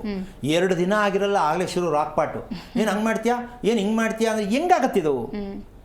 ಅದೇ ರೀತಿ ಗಂಡಸು ಆಗಿ ಆಗ್ತಾನೆ, ಹೆಣ್ಣು ಆಗಿ ಆಗ್ತದೆ. ಇಡೀ ಕುಟುಂಬ ಏನಾಗ್ತಾ ಇದೆ, ಇನ್ನೊಬ್ಬರ ಮೇಲೆ ಅವ್ರು ಕೇಳ್ಬಿಟ್ಟು ಮದುವೆ ಮಾಡಿಕೊಂಡು ನಮ್ಗೆ ಚೆನ್ನಾಗಿ ಆಗಬೇಕು ಅಂತ ಪುರೋಹಿತನ ಮೇಲೆ ಡಿಪೆಂಡ್ ಆಗಿರ್ತಾರೆ, ಅಥವಾ ಅವ್ರ ಎಜುಕೇಷನ್ ಮೇಲೆ ಡಿಪೆಂಡ್ ಆಗಿರ್ತಾರೆ, ಅಥವಾ ಅವ್ರು ಯಾವುದೋ ಒಂದು ವೃತ್ತಿ ಮೇಲೆ ಡಿಪೆಂಡ್ ಆಗಿರ್ತಾರೆ. ಇಲ್ಲಿ ಸ್ವತಂತ್ರವಾಗಿ ನಮ್ಮ ಬದುಕು, ಅಮ್ಮ ನೀನು ಹೇಳ್ತಿರ್ತಕ್ಕಂಥ ಕೇಳುವಂಥ ಪ್ರಶ್ನೆ ಎಷ್ಟು ಚೆನ್ನಾಗಿದೆ ಅಂದರೆ, ನಮಗೆ ಗೊತ್ತಾಗೋದು ಯಾವಾಗ, ಯಾಕೆ ಗೊತ್ತಾಗಿಲ್ಲ ಅನ್ನೋ ಒಂದು ಪ್ರಶ್ನೆ. ಹೌದು, ಅದು ಸೆನ್ಸ್ ಆಗ್ಬೇಕಲ್ಲ ಗುರು. ಇದು ಗೊತ್ತಾಗಬೇಕು ಅಂದರೆ ಈಗ ನಾವು ಕಣ್ಣು ತೆರೆಸ್ತಾ ಇರತಕ್ಕಂತಹ ಒಂದು ಕಾರ್ಯಕ್ರಮ ಯಾಕೆ ಆರೋಗ್ಯ ರಹಸ್ಯ ಅಂತ ಯಾಕೆ ಇಟ್ಟಾರೆ ಅಂತ ತಿಳ್ಕೊಬೇಕು ಇವರು. ನಾವಿಲ್ಲಿ ರಿಪೇರಿ ಹೇಳ್ತಾ ಇಲ್ಲ, ಸೋರೆಕಾಯಿ ತಿನ್ಬೇಡ ಅಥವಾ ಬೆಂಡೆಕಾಯಿ ತಿನ್ನು, ನಾನು ಹೇಳ್ತಾ ಇಲ್ಲ, ರಿಪೇರಿ ಹೇಳ್ತಾ ಇಲ್ಲ. ಅಲ್ಲಿ ರಿಪೇರಿ ಯಾರು ಹೇಳ್ತಾರೆ ಅಮ್ಮ, ಅದು ಸುಳ್ಳು ಶಾಸ್ತ್ರ. ಮದುವೆ ಆಗ್ತಾ ಇಲ್ಲ, ಸುಬ್ರಹ್ಮಣ್ಯಕ್ಕೆ ಹೋಗಿ ಬಂದ್ಬಿಡು, ಮದುವೆ ಆಗ್ತಾ ಇಲ್ಲ, ಕಾಶಿಗೆ ಹೋಗಿ ಬಂದ್ಬಿಡು ಅಂದರೆ ಹೇಳೋದು ತಪ್ಪಲ್ಲ, ಆದರೆ ಕಾರಣ ಎಂತ ತಿಳ್ಕೊಂಡು ಆಮೇಲೆ ಕಳಿಸಿ. ಹೌದೌದು. ನೀವು ಕಾರಣನೇ ಹೇಳಿದೆ ಅಲ್ಲಿಗೆ ಹೋಗ್ಬಿಟ್ರೆ ಒಳ್ಳೇದಾಗತ್ತೆ, ಒಂದು ಕದಲಿ ವಿವಾಹ ಮಾಡಿಸ್ಬಿಡಿ, ಒಂದು ಕುಂಭ ವಿವಾಹ ಮಾಡಿಸ್ಬಿಡಿ, ರಾಹು ಶಾಂತಿ ಮಾಡಿಸಿ, ಕುಜ ಶಾಂತಿ ಮಾಡಿಸಿ, ನೀವು ಹೇಳೋದು ಸರಿಯಪ್ಪ ಹೇಳಿ, ಅದು ತಪ್ಪಲ್ಲ. ನೀವು ಆಧಾರ ಏನು, ಆ ಮಗುವನ್ನು ಗುರುತಿಸ್ತೇ ನೀವು ಯಾಕೆ ಅದ್ರ ಮೇಲೆ ತಗೊಂಡೋಗಿ ಹಾಕ್ತೀರಾ? ಹೌದಲ್ವಾ? ಅದಕ್ಕೊಂದು ಸಣ್ಣ ಉದಾಹರಣೆ ಹೇಳ್ತೀನಿ ನಾನು. ಏನು ಅಂತಂದರೆ, ಈ ವಿಚಾರ ತುಂಬ ಸೂಕ್ಷ್ಮವಾದ ವಿಷಯ. ಮನುಷ್ಯನಲ್ಲಿ ಉತ್ಪತ್ತಿ ಆಗ್ತಕ್ಕಂತಹ ಜೀವಾಣು, ಹೌದಾ? ಈ ಜೀವಾಣು ಉತ್ಪತ್ತಿ ಆಗೋದು ಯಾವುದರಿಂದ? ನಾವು ತಗೊಳ್ಳೋ ಆಹಾರದಿಂದ, ಸತ್ಯ ತಾನೆ? ಈ ಆಹಾರ ಒಬ್ಬೊಬ್ಬರು ಒಂದೊಂದು ರೀತಿ ಊಟ ಮಾಡ್ತಾರೆ, ಹೌದು ತಾನೆ? ಹೌದೌದು. ಒಂದೊಂದು ರೀತಿ ಊಟ ಮಾಡ್ತಾರೆ, ಅವರವ್ರು ಇಷ್ಟಪಟ್ಟದ್ದು ಊಟ ಮಾಡ್ತಾರೆ. ಹಾಗಿರಬೇಕಾದ್ರೆ ನಾವು DNA ಅಂತ ಕುತ್ಕೊಂಡು ಮಾತಾಡ್ತೀವಲ್ಲ, ಭಾಷಣ ಮಾಡ್ತೀವಲ್ಲ ನಾವು, ನಾನು ಆ ಪ್ರಶ್ನೆ ಕೇಳ್ತೀನಿ, ಆಹಾರ ಪ್ರಕ್ರಿಯೆಯಲ್ಲಿ ಆ ವ್ಯಕ್ತಿಯಲ್ಲಿ ಎಷ್ಟು ರೋಗಗಳು ಉತ್ಪತ್ತಿ ಆಗಿರುತ್ತೆ? ಆ ರೀತಿ ಜೀವಕೋಶಗಳು ಆ ದೇಹದಲ್ಲಿ ಇರಬೇಕಾದ್ರೆ ಎಷ್ಟು ಆರೋಗ್ಯ ಕೆಟ್ಟಿರುತ್ತೆ ಒಂದು ಗಂಡು ಒಂದು ಹೆಣ್ಣಲ್ಲಿ? ಮದುವೆ ಮುಂಚೆ ಮಾತಾಡಿದ್ರೆ ಕೆಟ್ಟಿರುತ್ತಾ ಇಲ್ವಾ? ಈಗ ಕೆಟ್ಟಿರ್ತಕ್ಕಂಥ ಜೀವಕಣಗಳು, ಜೀವಕೋಶಗಳು ಏನಿರುತ್ತೆ ಅದು ವೀರ್ಯಾಣುವಾಗಿ ಉತ್ಪತ್ತಿಯಾಗಿ ಆ ರೋಗ ತುಂಬಿಕೊಂಡಿರ್ತಕ್ಕಂಥ ವೀರ್ಯಾಣು ಮಗುವಾಗಿ ಪರಿವರ್ತನೆ ಆಗುತ್ತೆ, ಸತ್ಯ ತಾನೆ? ಅಂದ್ರೆ ಮಗು ಆರೋಗ್ಯ ಎಲ್ಲಿರುತ್ತಲ್ಲಿ? ಇದನ್ನ ಯಾರು ಹೇಳೋರು? ಅರೆ, ತಂದೆ ತಾಯಿಲಿರ್ತಕ್ಕಂಥ ನೆಗೆಟಿವ್ ಎಲ್ಲ ಅಲ್ಲಿದೆ, ಅದು ಮತ್ತೆ ಮಗುವಾಗಿ ಪರಿವರ್ತನೆ ಆಯಿತು. ಆ ರೋಗ ತೆಗೆಯೋದು ಯಾವಾಗ ಮಗುಗೆ? ಬೇಕಾ ಬೇಡವಾ ಇದು? ಈ ಅಭ್ಯಾಸ ನಮ್ಮ ದೇಶದಲ್ಲಿ ಆಗಿದೆ ಇಲ್ಲಿವರೆಗೂ. ಒಂದು ಮಗು ಹುಟ್ಟಿದ್ರೆ ಹೆಸರಿಡಕ್ಕೆ ಪ್ರಯತ್ನ ಮಾಡ್ತೀವಿ ಹೊರತು, ಆ ಮಗು ತಗೊಂಡು ಸ್ಕೂಲ್ಗೆ ಹಾಕಕ್ಕೆ ಪ್ರಯತ್ನ ಮಾಡ್ತೀವಿ ಹೊರತು, ಆ ಮಗುವಿನಲ್ಲಿ ತಂದೆ ತಾಯಿಯಲ್ಲಿ ಇರ್ತಕ್ಕಂಥ BP ಇದೆಯೋ, ಶುಗರ್ ಇದೆಯೋ, ಒತ್ತಡ ಇದೆಯೋ, ಸ್ಕಿನ್ನಲ್ಲಿ ಇದೆಯೋ, ರಕ್ತದ ಸಮಸ್ಯೆ ಇದೆಯೋ ಕಂಡಿಡಿರಿ. ಕಂಡಿಡಿಬೇಕು ಅಂತಕ್ಕಂಥ ಇವ್ರಿಗೂ ಗೊತ್ತಿಲ್ಲ. ಕಂಡಿಡಿಬೇಕು ಅಂತ ಯಾವುದೇ ಪ್ರಕ್ರಿಯೆಯಲ್ಲಿ ಇಲ್ಲಿವರೆಗೂ ಯಾರು ಹೇಳ್ತಾ ಇಲ್ಲ. ಯಾವುದೇ ನೀವು ಸೈನ್ಸ್ ಅಲ್ಲಾರು ಹೋಗಿ, ಶಾಸ್ತ್ರದಲ್ಲಾರು ಹೋಗಿ, ಯಾರೇ ಆಗಲಿ ಹೇಳ್ತಿರ್ತಕ್ಕಂಥ ಈ ಪ್ರಕ್ರಿಯೆ ನಮ್ಮ ಕಾರ್ಯಕ್ರಮದಲ್ಲಿ ಮಾತ್ರ ಸಾಧ್ಯ ಆಗಿದೆ ಅಂತ ನಾನು ಹೇಳಕ್ಕೆ ಇಷ್ಟಪಡ್ತೀನಿ. ಯಾವ ಕಾರಣಕ್ಕೂ ಯಾರೂ ಬಾಯಿ ಬಿಸ್ತಾ ಇಲ್ಲ. ಯಾಕೆಂದ್ರೆ ಎಲ್ಲೂ ವರ್ಕೌಟ್ ಆಗ್ತಾ ಇಲ್ಲ. ಕಾರಣ ಅದು ಹೇಳ್ತಾ ಇಲ್ವೋ, ಅಥವಾ ಹೇಳಿದ್ರೆ ನಮಗೆ ಆ ಸಂಪಾದನೆ ಇಲ್ಲ ಅಂತ ಮುಚ್ಚಿಟ್ಟಿದ್ದಾರೋ, ನನಗೆ ಇದು ದೊಡ್ಡ ಪ್ರಶ್ನೆ ಆಗಿದೆ. ಇದು ಬೇಕಾ ಅಂತ ಬೇಡ ಅಂತೀಮ? ಖಂಡಿತ ಬೇಕಾಗುತ್ತೆ ಅಲ್ವಾ? ಆಹಾರ ಅಂತಕ್ಕಂಥದ್ದು ಮಗು ಹುಟ್ಟೋದು, ನಾವು ಹುಟ್ಟೋದು ಆಹಾರದ ಮೂಲದಲ್ಲೇ. ಅಂದರೆ ನಾವು ಎಲ್ಲಿ ಬಿಡಬೇಕು? ಆಹಾರದ ಮೂಲಕನೇ ತಿಳ್ಕೊಬೇಕು ನಾವು. ಇದು ಪೂರ್ಣ ಸತ್ಯ. ಯಾವುದು ತಿಳ್ಕೊಬೇಕು? ಆಹಾರದ ಮೂಲಕನೇ ತಿಳ್ಕೊಬೇಕು. ಈ ಆಹಾರದ ಮೂಲಕವನ್ನು ತಿಳ್ಕೊಂಡು ನಾವು ಜೀವನದಲ್ಲಿ ಪರಿವರ್ತನೆ ಆಗಬೇಕು ಅಂದರೆ ನಮಗೆ ಇವಾಗ ನಾನು ನಿಮ್ಗೆ ಇವತ್ತು ಕೊಟ್ಟಿದ್ದ ಸಬ್ಜೆಕ್ಟ್ ಏನು? ನಾವು ಕೂತ್ಕೊಳ್ತಕ್ಕಂಥದ್ದು, ಮಲಗ್ತಕ್ಕಂಥದ್ದು ಭಂಗಿ ಸರಿಯಾಗಿದೆಯಾ ಅಂತ ಇವತ್ತಿನ ಪ್ರಶ್ನೆ. ಹೌದು. ಇದು ಶಾಸ್ತ್ರದಲ್ಲಿ ಯಾರು ಹೇಳ್ತಾರ ಮಗು ಹಿಂಗೆ ಮಲಗತ್ತೆ ಅಂತ? ಇಲ್ಲ ಇಲ್ಲ ಇಲ್ಲ. ಕೂತ್ಕೊಳ್ಳೋ ಅಭ್ಯಾಸ ಚೆನ್ನಾಗಿಲ್ಲ ಅಂತ ಯಾರು ಹೇಳಿದಾರಾ? ಇಲ್ಲ ಇಲ್ಲ. ಜ್ಯೋತಿಷ್ಯ ಪಂಚಾಂಗದಲ್ಲಿ ಯಾವುದೇ ಸಬ್ಜೆಕ್ಟಲ್ಲಿ ಬರ್ಕೊಟ್ಟಿದ್ದಾರಾ? ಇಲ್ವಲ್ಲ. ಇದಕ್ಕೆ ನಾವು ಎಕ್ಸ್ಟ್ರಾರ್ಡಿನರಿ ಆಗಿ ನಾವು ನಿಮ್ಮನ್ನ ಇದರಲ್ಲಿ ತೋರಿಸ್ಕೊಡ್ತೀವಿ. ಈ ಮಗು ಮಲಗಬೇಕಾದ್ರೆ ಹೇಗೆ, ಕೂತ್ಕೋಬೇಕಾದ್ರೆ ಹೇಗೆ, ಪ್ರತಿ ಒಂದನ್ನು ಕೂಡ ಪಿನ್ ಟು ಪಿನ್ ದಾಖಲೆ ರೀತಿ ಕೊಡ್ತೀವಿ ನಾವು. ಅಂದರೆ ಇದು ನನಗೆ ಮಾತ್ರ ಗೊತ್ತು, ಬೇರೆಯವ್ರಿಗೆ ಗೊತ್ತಿಲ್ಲ ಅನ್ನೋ ಪ್ರಶ್ನೆ ಅಲ್ಲ. ಇಲ್ಲಿ ಸತ್ಯಾಂಶ ಆಗಬೇಕಾಗಿರೋದು ಇಷ್ಟೇ. ಯಾವುದೇ ವಿಚಾರ ಹೇಳಬೇಕಾದ್ರೂ ಅದರ ಮೂಲ ತತ್ವ ಬೇಕೇ ಬೇಕು. ಈಗ ನಾವು ಏನು ಮಾಡ್ತಾ ಇದ್ದೀವಿ ಅಂತಂದರೆ, ಅದನ್ನು ಮುಚ್ಚಿಟ್ಟು ಇನ್ನೊಂದನ್ನು ಅದು ಮಾಡೋದು ಸರಿ ಹೋಗುತ್ತೆ, ಇದು ಮಾಡೋದು ಸರಿ ಹೋಗುತ್ತೆ. ನೋಡಮ್ಮ, ಇಲ್ಲಿ ಗಮನಿಸ್ಕೋಬೇಕಾಗತ್ತೆ. ಇಲ್ಲಿ ಆ ಕೆಂಪು ಪಿಂಕ್ ಕಾಣಿಸ್ತಾ ಇದೆ. ಹೌದು. ಅದನ್ನು ಸ್ವಲ್ಪ ಹತ್ರದಲ್ಲಿ ನೋಡಿದ್ರೆ ಮಾತ್ರ ಗೊತ್ತಾಗೋದು. 7 ಜಾಯಿಂಟ್ಸ್ ಇದೆ ಅಮ್ಮ ಅಲ್ಲಿ. 7 ಜಾಯಿಂಟ್ಸ್ ಇದೆ. ಇದನ್ನೇ ಸಪ್ತಗ್ರಹಗಳು ಅಂತ ಪೂಜೆ ಮಾಡಿಸ್ತಾರೆ ಪುಣ್ಯಾತ್ಮರು. ಏನು ಹೇಳಿ? ಹೌದೌದು. ಅಲ್ಲಿ ಮನುಷ್ಯನ ಪೂರ್ತಿ ದೇಹದ ಇರ್ತಕ್ಕಂಥ ಪ್ರತಿ ಒಂದು ಕೂಡ ಆಯಸ್ಸು, ಆರೋಗ್ಯ, ಐಶ್ವರ್ಯ, ಪ್ರತಿ ಒಂದು ಕೂಡ ಆ 7 ಜಾಯಿಂಟ್ ಅಲ್ಲೇ ಇರೋದು. ಎಷ್ಟು ಕುತ್ತಿಗೆ ಭಾಗದಲ್ಲಿ ಸ್ವಲ್ಪ ಯೋಚನೆ ಮಾಡಬೇಕು. ಇಡೀ ನಮ್ಮ ಹಣೆ ಬರ, ಫ್ಯೂಚರು, ಹಿಂದುದು ಮುಂದುದು, ಎಷ್ಟು ಜನ್ಮದ್ದು ಎಲ್ಲವೂ ಕೂಡ ಅಲ್ಲೇ ಮೆಮೊರಿಯಲ್ಲಿ ಇರೋದು. ಅಮ್ಮ, ಆ ಭಾಗನ ನಾವು ಬಳಸಕ್ಕೆ ಗೊತ್ತಿದೆಯಾ? ಸ್ವಲ್ಪ ಯೋಚನೆ ಮಾಡಿ. ಈಗ ನಾವು ಅದನ್ನು ಗುರುತಿಸ್ದೆ. ಇಲ್ಲಿ ನಾವು ಸಪ್ತಗ್ರಹಗಳಿದ್ದಾರೆ, ಇನ್ನು ಪಕ್ಕದಲ್ಲಿ ರಾಹುಕೇತು ಇದ್ದಾರೆ ಅಂತ ಕೂತ್ಕೊಂಡು ಕತೆ ಕಟ್ಕೊಂಡು ಜೀವನ ಕಳ್ಕೊಂಡು ಬಂದ್ಬಿಟ್ಟಿದ್ದೀವಲ್ಲ. ಈಗ ಇಲ್ಲಿ ಎಲ್ಲಿ ಶಾಂತಿ ಮಾಡಿಸೋದು? ಯಾರಿಗೆ ಶಾಂತಿ ಮಾಡಿಸೋದು? ಸ್ವಲ್ಪ ಯೋಚನೆ ಮಾಡಬೇಕಲ್ಲ. ನಾನು ಅದಕ್ಕೆ ಸಾಕಷ್ಟು ಚಾಲೆಂಜ್ ಮಾಡಿ ಯಾಕೆ ಮಾತಾಡ್ತೀನಿ ಒಂದೊಂದ್ಸಲ ಚಾನಲ್ ಕೂತ್ಕೊಂಡು ಅಂದರೆ, ಈ ಸತ್ಯ ಗೊತ್ತಿಲ್ಲ ಅಂದರೆ ಯಾಕೆ ಜನಗಳನ್ನ ಮೋಸ ಮಾಡ್ತಾ ಇದ್ದೀರಾ? ಹೌದು. ಇವತ್ತು ಜನ ಕೂಡ ವೈಚಾರಿಕತೆ ಕೇಳ್ತಾರೆ ಗುರುಗಳೇ, ಅಂದರೆ ವಿಜ್ಞಾನ ಕೇಳ್ತಾರೆ. ವಿಜ್ಞಾನನೂ ಇದೆ ಇದರಲ್ಲಿ ಅರ್ಥ ಮಾಡ್ಕೊಳ್ಳೋದು. ನಾವು ಬರೀ ಪೂಜೆ ಮಾಡಿ ಅಂತ ಹೇಳ್ತಾನೆ ಇಲ್ವಲ್ಲ, ನಮ್ದು ಅದೇ ಟ್ರ್ಯಾಕ್ ನಾವು. ಯಾಕೆಂದ್ರೆ ಎರಡೂ ಆಂಗಲ್ ಅಲ್ಲಿ ಬನ್ನಿ ನೀವು, ಆಧ್ಯಾತ್ಮಿಕವಾಗಿ, ವೈಜ್ಞಾನಿಕ ಎರಡೂ ಬನ್ನಿ. ನಮ್ಮ ಹತ್ರ ರಿಪೇರಿ ಇದೆ. ಹೌದಲ್ಲಮ್ಮ, ನಾವು ನಿಂಬೆಹಣ್ಣು ಮಂತ್ರಿಸ್ಕೊಡೋದೋ ಯಂತ್ರ ಹಾಕೋದೋ ಮಾಡ್ತಾ ಇಲ್ಲ. ಈಗ ಪ್ರತಿಯೊಬ್ರು ಅರ್ಥ ಮಾಡ್ಕೋಬೇಕು. ಈಗ ಇದು ವಿಚಾರ ಎಷ್ಟು ಮಟ್ಟಿಗೆ ಸರಿ ಅನ್ಸುತ್ತೆ ಸ್ವಲ್ಪ ಯೋಚನೆ ಮಾಡಿ. ಹೌದಲ್ಲ, ಈ ಭಾಗನ ನಾವು ಒಂದು ದಿನದಲ್ಲಿ ಒಂದು ದಿನದಲ್ಲಿ ಮನುಷ್ಯನ ಉಸಿರಾಟ ಒಂದು ಕಾಮನ್ ಆಗಿ ಲೆಕ್ಕ ಹಾಕಿದ್ರೆ 21,600 ಸಲ ಒಂದು ಉಸಿರಾಟ ಇದೆ ಅಂತ ಗೊತ್ತಿರ್ತಕ್ಕಂಥ ವಿಚಾರ. ವ್ಯತ್ಯಾಸ ಇರುತ್ತೆ. ಓಕೆ, ಈಗ ಅದರಲ್ಲಿ ದಶಾಂಶ ಅಂತೀವಿ ನಾವು. ಶಾಸ್ತ್ರದಲ್ಲಿ ಒಂದು ಹೋಮ ಮಾಡಬೇಕಾದ್ರೆ ದಶಾಂಶದಷ್ಟು ಪಟ್ಟು ಅದಕ್ಕೆ ಜಪ ಮಾಡಬೇಕು ಅಂತ ಒಂದು ಇತಿಹಾಸ ಇದೆ. ಈ ದಶಾಂಶ ಅಂತಕ್ಕಂಥದ್ದು ನಮ್ಮ ಒಂದು ದಿನಕ್ಕೆ 21,600 10% ಅಂದ್ರೆ ಎಷ್ಟಾಯ್ತು? 2,100. ಓಕೆ, 10%. ಅಷ್ಟು ಸಮಯವನ್ನ ಒಂದು ದಿನಕ್ಕೆ ಸ್ಟ್ರೈಟಾಗಿ ಕೂತ್ಕೊಂಡ್ರೆ ಆ ದಿನದ ಆಯಸ್ಸು ನಿನ್ಗೆ ಇಂಕ್ರಿಮೆಂಟ್ ಕೊಡುತ್ತೆ. ಕಡಿಮೆ ಅಂದರೆ 3 ಗಂಟೆ ಟೈಮ್ ಕೂತ್ಕೋಬೇಕು. 3 ಗಂಟೆ ಟೈಮ್ ಕೂತ್ಕೊಂಡ್ರೆ, ಈಗ ಉದಾಹರಣೆಗೆ ಪಾಪ ಪುಣ್ಯಾತ್ಮರು ಸಂಧ್ಯಾ ವಂದನೆ ಅಂತ ಮಾಡ್ತಾರೆ. ನನಗೆ ನಗು ಬರುತ್ತೆ ಇದನ್ನು ಕೇಳಿದ್ರೆ. ಏನಿಲ್ಲ ರೀ, ನೀವೇನೂ ತಿಳ್ಕೊಂಡಿಲ್ಲ, ಸಂಧ್ಯಾ ವಂದನೆ ಅರ್ಥನೇ ಗೊತ್ತಿಲ್ಲ ಅಂತ ಹೇಳ್ತೀನಿ ನಾನು. ಏನು ಸಂಧ್ಯಾ ವಂದನೆ ಅಂದ್ರೆ ಏನು? ನನಗೆ ಯಾರು ಮೆಸೇಜ್ ಕಳಿಸಿ ಸಂಧ್ಯಾ ವಂದನೆ 3 ಅರ್ಥ ಕಳಿಸ, ನಿಜಕ್ಕೂ ಸನ್ಮಾನ ಮಾಡ್ತೀನಿ. ನನಗೆ ಟಾಪಿಕ್ ಸಂಧ್ಯಾ ವಂದನೆ ಎಂದರೆ ಏನು ಹೇಳ್ಬೇಕು ನನಗೆ. ಅಪ್ರಾಣೆ ಬರೀ ಸುಳ್ಳು. ಯಾವ ಸುಳ್ಳು? ತಿಳ್ಕೊಂಡಿರೋ ಸುಳ್ಳು, ಹೇಳ್ತಿರೋ ಸುಳ್ಳು. ಬಟ್ ಸಂಧ್ಯಾ ವಂದನೆಯ ಮೂಲ ಅರ್ಥ ಏನು ಅಂತಕ್ಕಂಥ ಲೆಕ್ಕಾಚಾರಕ್ಕೆ ಬೆಳಗಿನ ಜಾವದಲ್ಲೇ 3:30 ಗಂಟೆಯಲ್ಲೇ ನಡಿಬೇಕದು. ಅರುಣೋದಯದಲ್ಲಿ ನಡಿಬೇಕು, ಸೂರ್ಯೋದಯನೂ ಅಲ್ಲ, ಅರುಣೋದಯದಲ್ಲಿ ನಡಿಬೇಕದು. ಯಾರು ಮಾಡ್ತಾ ಇದ್ದಾರೆ? ಎಲ್ಲಿ ಮಾಡೋಕ್ಕಾಗತ್ತೆ? ಮಗು ರಾತ್ರಿ ನಿದ್ದೆನೇ ಮಾಡಿರಲ್ಲ, 3:30 7 ನಿಮ್ಮ ಮುಖ ನೋಡುತ್ತೆ ಅಷ್ಟೇ. ಅದು ಯಾಕೆ ನಾನು ಪ್ರಾಣ ತಿಂತೀರಾ ಬಂದು ಅಂತ. ಹೌದಾ? ಬೆಳಗ್ಗೆ ಸ್ಕೂಲ್ಗೆಲ್ಲ ಮಲ್ಕೊಂಡ್ಬಿಡುತ್ತೆ. ಈಗ ಆ ಮಗುವಿನಲ್ಲಿ ಇದ್ದೇ ಕರೆಕ್ಟಾಗಿದ್ದರೆ 3:30 ಟಕ್ಕಂತ ಮಗುನೇ ಹೇಳುತ್ತೆ. ನಿಮ್ಮ ಪ್ರಯತ್ನ ಆಗಿದೆಯಾ? ನಿಮ್ಮ ಮಗನಿಗೆ ನಿಮ್ಮ ಗಂಡ ಸಂಧ್ಯಾ ವಂದನೆ ಮಾಡ್ತಾ ಇದ್ದಾರೆ ಅಂದರೆ ನಿಜಕ್ಕೂ ನಿದ್ದೆನೇ ಮಾಡ್ತಾರೆ ಹೊರತು ಸಂಧ್ಯಾ ವಂದನೆ ಆಗಲ್ಲ. ಯಾಕೆ ಅಂದರೆ ನಿದ್ದೆ ಸಾಕಾಗಿಲ್ಲ ಅಂತ ಯಾರಿಗೂ ಗೊತ್ತಿಲ್ಲ. ಆ ಟೈಮ್ಗೆ ಅದು ಮಾಡಿಬಿಟ್ರೆ ಒಳ್ಳೇದಂತೆ. ಹೆಂಗಾಗತ್ತದು? ಖಂಡಿತ. ಇನ್ನೊಂದು ಕಾಲ್ ಇದೆ ಗುರುಗಳೇ, ತಗೊಂತೀನಿ. ತುಮಕೂರಿನಿಂದ ಕರೆ ಮಾಡಿದ್ದಾರೆ. ನಮಸ್ಕಾರ. ಹಲೋ. ಓಕೆ, ಕರೆ ಕಟ್ಟಾಗಿದೆ. ಮುಂದುವರಿಸಿ ಗುರುಗಳೇ ಸಂಧ್ಯಾ ವಂದನೆ ಬಗ್ಗೆ. ಏನಾಗತ್ತೆ, ಈ ಕತ್ತನ್ನ ನಮ್ಮ ಇಷ್ಟ ದೇವ್ರು ಕೊಟ್ಟಂಗೆ ಅಂತ ಹೇಳ್ಬಿಡೋಣ. ಯಾಕೆಂದ್ರೆ ನಾವ್ ಹೇಳೋಂಗಿಲ್ಲ, ಅವ್ರು ಅನ್ಕೋತಾರೆ. ಕತ್ತು ದೇವ್ರು ಕೊಟ್ಟಿರೋದು, ನಾವೇನ್ ಮಾಡೋಣ ಅಂತ ಅನ್ಕೋಬಹುದು ಅಂತ ಇಟ್ಕೊಳ್ಳೋಣ. ಅದಕ್ಕೊಂದು ಉತ್ತರ ಇದೆ. ಯಾಕೆ ನೇರವಾಗೇ ಕೂತ್ಕೊಂಡಿರ್ಬೇಕು ಅಂತಕ್ಕಂಥ ಲೆಕ್ಕಾಚಾರ. ಸ್ಕೂಲ್ಗೆ ಹೋದ್ರು ಕೂಡ ಸ್ಕೂಲ್ನಲ್ಲಿ ಏನಾದ್ರು ಒಂದು 40 ನಿಮಿಷ ಕೂರ್ಸಕ್ಕೆ ಹೇಳ್ತಾರ ಮೈತರ? ಒಂದು 40 ನಿಮಿಷ ನೇರವಾಗಿ ಕುತ್ಕೊಳ್ಳಿ ಅಂತ ಏನಾದ್ರು ಮಾಡ್ಸಕ್ಕಂತ ಎಕ್ಸಸೈಸ್ ಇದೆಯಾ ಅಲ್ಲಿ? ಇಲ್ಲ. ಮನೇಲಿ ಅಪ್ಪ ಅಮ್ಮ ನೀನು ಟ್ಯೂಷನ್ಗೆ ಹೋಗ್ತಿಲ್ಲ, ಯಾಕೆ ಮಾಡಲಿಲ್ಲ, ಹೋಮ್ವರ್ಕ್ ಯಾಕೆ ಮಾಡಲಿಲ್ಲ ಅಂತ ಕೇಳೋರು ಅವರಾರು ಕೊನೆ ಪಕ್ಷ ಅರ್ಧ ಗಂಟೆ ನೇರವಾಗಿ ಕುತ್ಕೊಂತ ಹೇಳ್ಕೊಡ್ತಾರ? ಇಲ್ಲ. ಮತ್ತೆ ಮಗುವಿಗೆ ಏನು ಸಮಸ್ಯೆ ಆಗತ್ತೆ ಅಂತ ಪ್ರಶ್ನೆ ಬೇಕಾಗತ್ತೆ. ಆ ರೀತಿ ನೇರವಾಗಿ ಕುತ್ಕೊಳ್ಳದೆ ಇದ್ರೆ ಏನು ಸಮಸ್ಯೆ ಆಗತ್ತೆ? ಉಸಿರಾಟದ ಸಮಸ್ಯೆ. ಇವತ್ತು 99% ಪ್ರತಿಯೊಬ್ಬರಿಗೂ ಉಸಿರಾಟ ಸಮಸ್ಯೆ ಇದೆ. ಆ ಉಸಿರಾಟ ಸಮಸ್ಯೆಯಿಂದ ಏನಾಗುತ್ತೆ? ನಂಬರ್ 1, ರಕ್ತದಲ್ಲಿ ಇರುವಂಥ ಪ್ರಕ್ರಿಯೆ ಕೆಡ್ತಾ ಹೋಗುತ್ತೆ. ಅದಕ್ಕೆ ಎಲ್ಲರಿಗೂ ನೋವಿರೋದು. ನಂಬರ್ 2, ಇನ್ನು ಸ್ವಲ್ಪ ಮುಂದಕ್ಕೆ ಹೋದರೆ ಸ್ಕಿನ್ ಅಲರ್ಜಿ ಸ್ಟಾರ್ಟ್ ಆಗುತ್ತೆ. ಈ ಸ್ಕಿನ್ ಅಲರ್ಜಿಗೆ ಮೆಡಿಸಿನ್ ಇಲ್ಲ ಪ್ರಪಂಚದಲ್ಲಿ. ಹಚ್ಕೊಂಡು ಬರುತ್ತೆ ಹೋಗುತ್ತೆ ಅಂತ ಇದ್ದಾರೆ ಹೊರತು ಸ್ಕಿನ್ ಅಲರ್ಜಿ ಬರೋಕ್ಕೆ ಕಾರಣ ಏನು ಇಲ್ಲ, ಜಾಗನೇ ಇಲ್ಲ. ನಾನು ಈ ವಿಷಯದಲ್ಲಿ ಮಾತ್ರ ಕಂಡ ತುಂಡ ಮಾತಾಡ್ಬಿಟ್ಟು ಶೇರ್ ಮಾಡ್ಬಿಡ್ತೀನಿ ಎಲ್ಲರೂ. ನಿಮ್ಮಲ್ಲಿ ಏನು ಗೊತ್ತಿಲ್ಲ ರೀ ಅಂತ ಹೇಳ್ತೀನಿ ನಾನು. ನೀವು ಏನೇ ಮೆಡಿಸಿನ್ ಪ್ರಪಂಚದಲ್ಲಿ ಕೊಡಕ್ಕೆ ಸಾಧ್ಯನೇ ಇಲ್ಲ. ಮೆಡಿಸಿನ್ ಯಾವುದು? ಮನುಷ್ಯನೇ ಮೆಡಿಸಿನ್ ಆಗಬೇಕು. ಏನು ಹೇಳ್ತೀಮ್ಮ? ನಿನ್ನ ದಿನಚರಿಯನ್ನ, ನಿನ್ನ ದೇಹದ ಅಂಗಾಂಗಗಳನ್ನು ಸರಿಯಾದ ರೀತಿಯಲ್ಲಿ ಬಳಸೋ ವಿಧಾನ ಕಲ್ತ್ಕೊಂಡ್ರೆ ಟೋಟಲಿ ನಿನ್ ಏನು ಸಮಸ್ಯೆ ಇದೆ ರಿಪೇರಿ ಆಗತ್ತೆ.